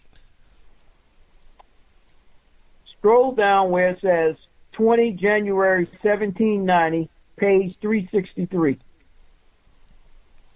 By order of the House, Jacob Reed, Speaker, ordered that the message be sent to the Senate and that Mr. Hugh Rutledge and Mr. Dees do carry the same. The House proceeded to the second reading of a bill to incorporate the Baptist Church on Horns Creek in Edgefield County, state of South Carolina, when a motion was made and seconded that the bill be changed into an ordinance, which was agreed to. The ordinance then read through and agreed to. Ordered that the ordinance be sent to the Senate and that Mr. Simpkins and Colonel Anderson do carry the same. And then the House adjourned till tomorrow morning at 10 o'clock. Scroll down. You see the blue section where it says a petition? Read that. A petition was presented to the House from sundry free Moors, subjects of the Emperor of Morocco, and residents in this state, praying that in case they should commit any fault amenable to be brought to justice, that they as subjects to a prince in alliance with the United States of America may be tried under the same laws as the citizens of the state would be liable to be tried, and not under the Negro Act, which was received and read. There you go. Now, go down a little bit further where it says Clarinda. Clarinda humbly sheweth that your petitioners some year past had the misfortune, while fighting in the defense of their country, to be captured with their wives and made prisoners of war by one of the kings of Africa, that a certain Captain Clark had them delivered to him on a promise that they should be redeemed by the Emperor of Morocco's ambassador then residing in England, in order to have them returned to their own country. Instead of which he brought them to this state and sold them for slaves. Since that period they have by the greatest industry been enabled to purchase their freedom from their respective masters, and now prayeth your honorable House that as freeborn subjects of a prince now in alliance with these United States, that they be not considered as subjects of this state now in force, called the Negro Law. So they don't want to be subject to the Negro Law. But if they should unfortunately be guilty of any crime or misdemeanor against the laws of the land, that they may have a just trial by a lawful jury, and your petitioner as in duty bound with every prey. Ordered that they be referred to a committee. The following gentlemen were accordingly appointed: Mr. Justice Grimke, General Pinckney, and Edward Rutledge. There you go.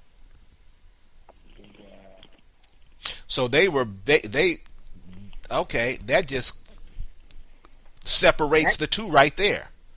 They gave them a status of white.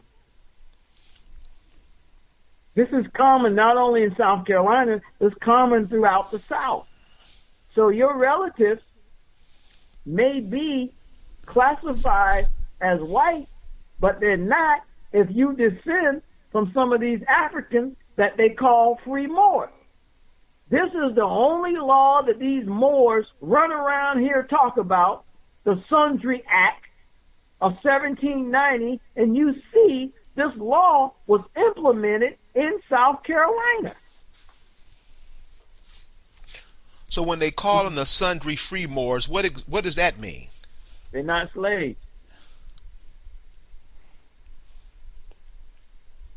So the brothers that are walking around and calling themselves Moors, this is who they are then. That's what they want to claim they are, but you see those Moors descend from Morocco. Right. So they are not indigenous to here? Because a lot of them, they call themselves the Washita Moors, the blah blah blee Moors. So they really not are indigenous. They're just trying to what? Well, you see what it just said, right? Right. Now, I'm going to send you something else to prove blacks were slave owners. Read this document that I just put in your Facebook. Another one from the archives. Read this petition. Petition details? Yeah, read that. And people are listening. If you're on Facebook, you can documents and I'll send them right to you. This is petition details. South Carolina, Charleston. You want me to start where? At the abstract? Salutation. To the Honorable William James, Waddy Thompson, Henry William DeSar, Theodore Galliard, and Thomas Waddles, Judge of the Court of Equity in the state, James Dobin. Filing date, January 25th, 1814. Ending date, January 25th, 1814. Abstract. Go ahead. Samuel Holman, a free man of color, asks that Anthony Chenette, his attorney and agent, account for the action while Holman was in Africa. Holman states that Chenette charged him $8,236 for sundry supplies of the domestic kind in 1805, having no suspicion then that the sum was incorrect and unjust. He executed the said Chenette a mortgage of 42 Negroes.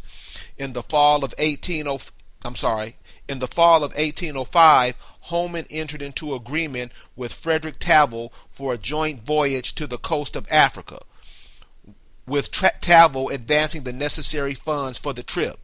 To secure his debt to Tavel, Holman executed a simple indemnity bond for $12,000 that was secured by the same 42 Negroes already mentioned as having been mortgaged to Anthony Chenette.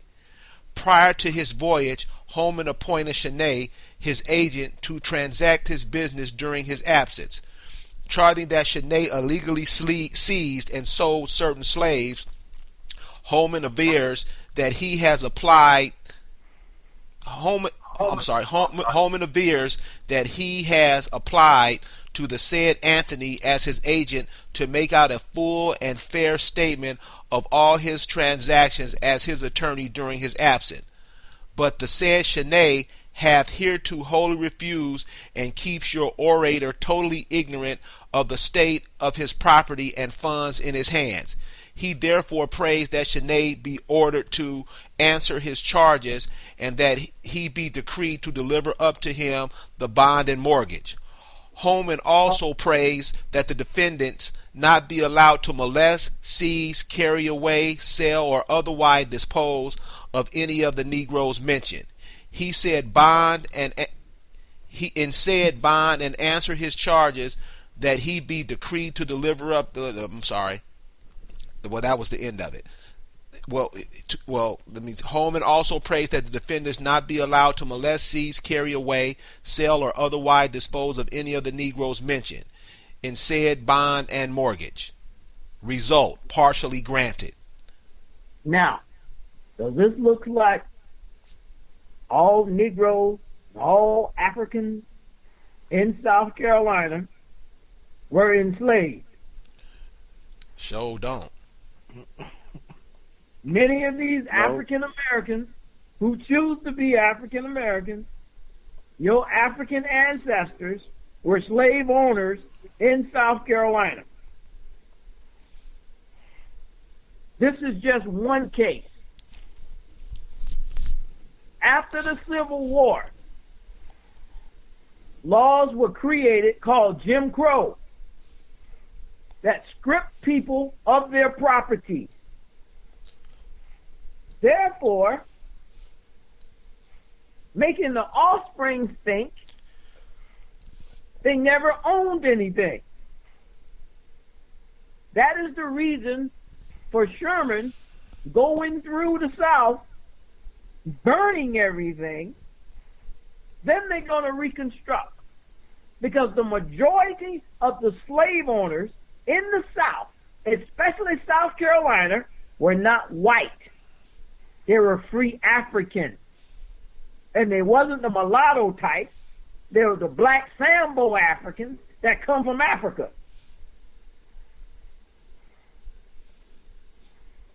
So, Chief. Slavery had nothing to do with color in the beginning. It dealt with capitalism. Jim Crow made it about color. That's why it was a rush to hang Negroes after slavery. Jim Crow years, they were hanging by the payload. Because probably some of them free Africans were giving them poor Irish and Scottish hell, excuse my word, in slavery, and it was revenge time. Ooh. You know, like he's saying it, go read the history of the congressional records. And as a Native American and an American Indian, I'm going to tell it on the black Africans just like I'm going to tell it on the white Irish and the German. You came here among my people. Wow. So Chief. Yes. So basically, what you saying, the story roots, that was fabricated, more to bring more confusion into the table, right? Let me tell you what I had an ignorant brother said to me. Listen to me carefully, and audience, listen very carefully. This shows the ignorance in things. The brother said to me he was related to Jane Pittman. I said to him, Jane Pittman's story is fiction. She never existed. How are you related to Miss Jane Pittman? And that's a fictional character. How do your roots tie to her? She never existed. I thought she did.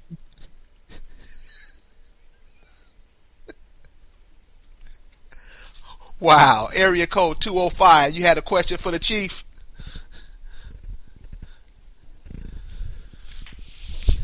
No, I didn't have a question. I got knocked offline, so I wanted to call in so that I can continue to listen.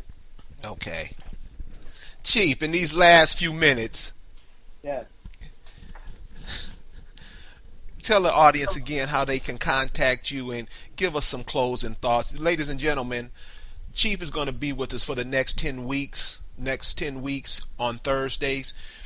For any questions you may have, any questions any of your relatives may have, when you go back and study what the information that he shared, and it's right in our face.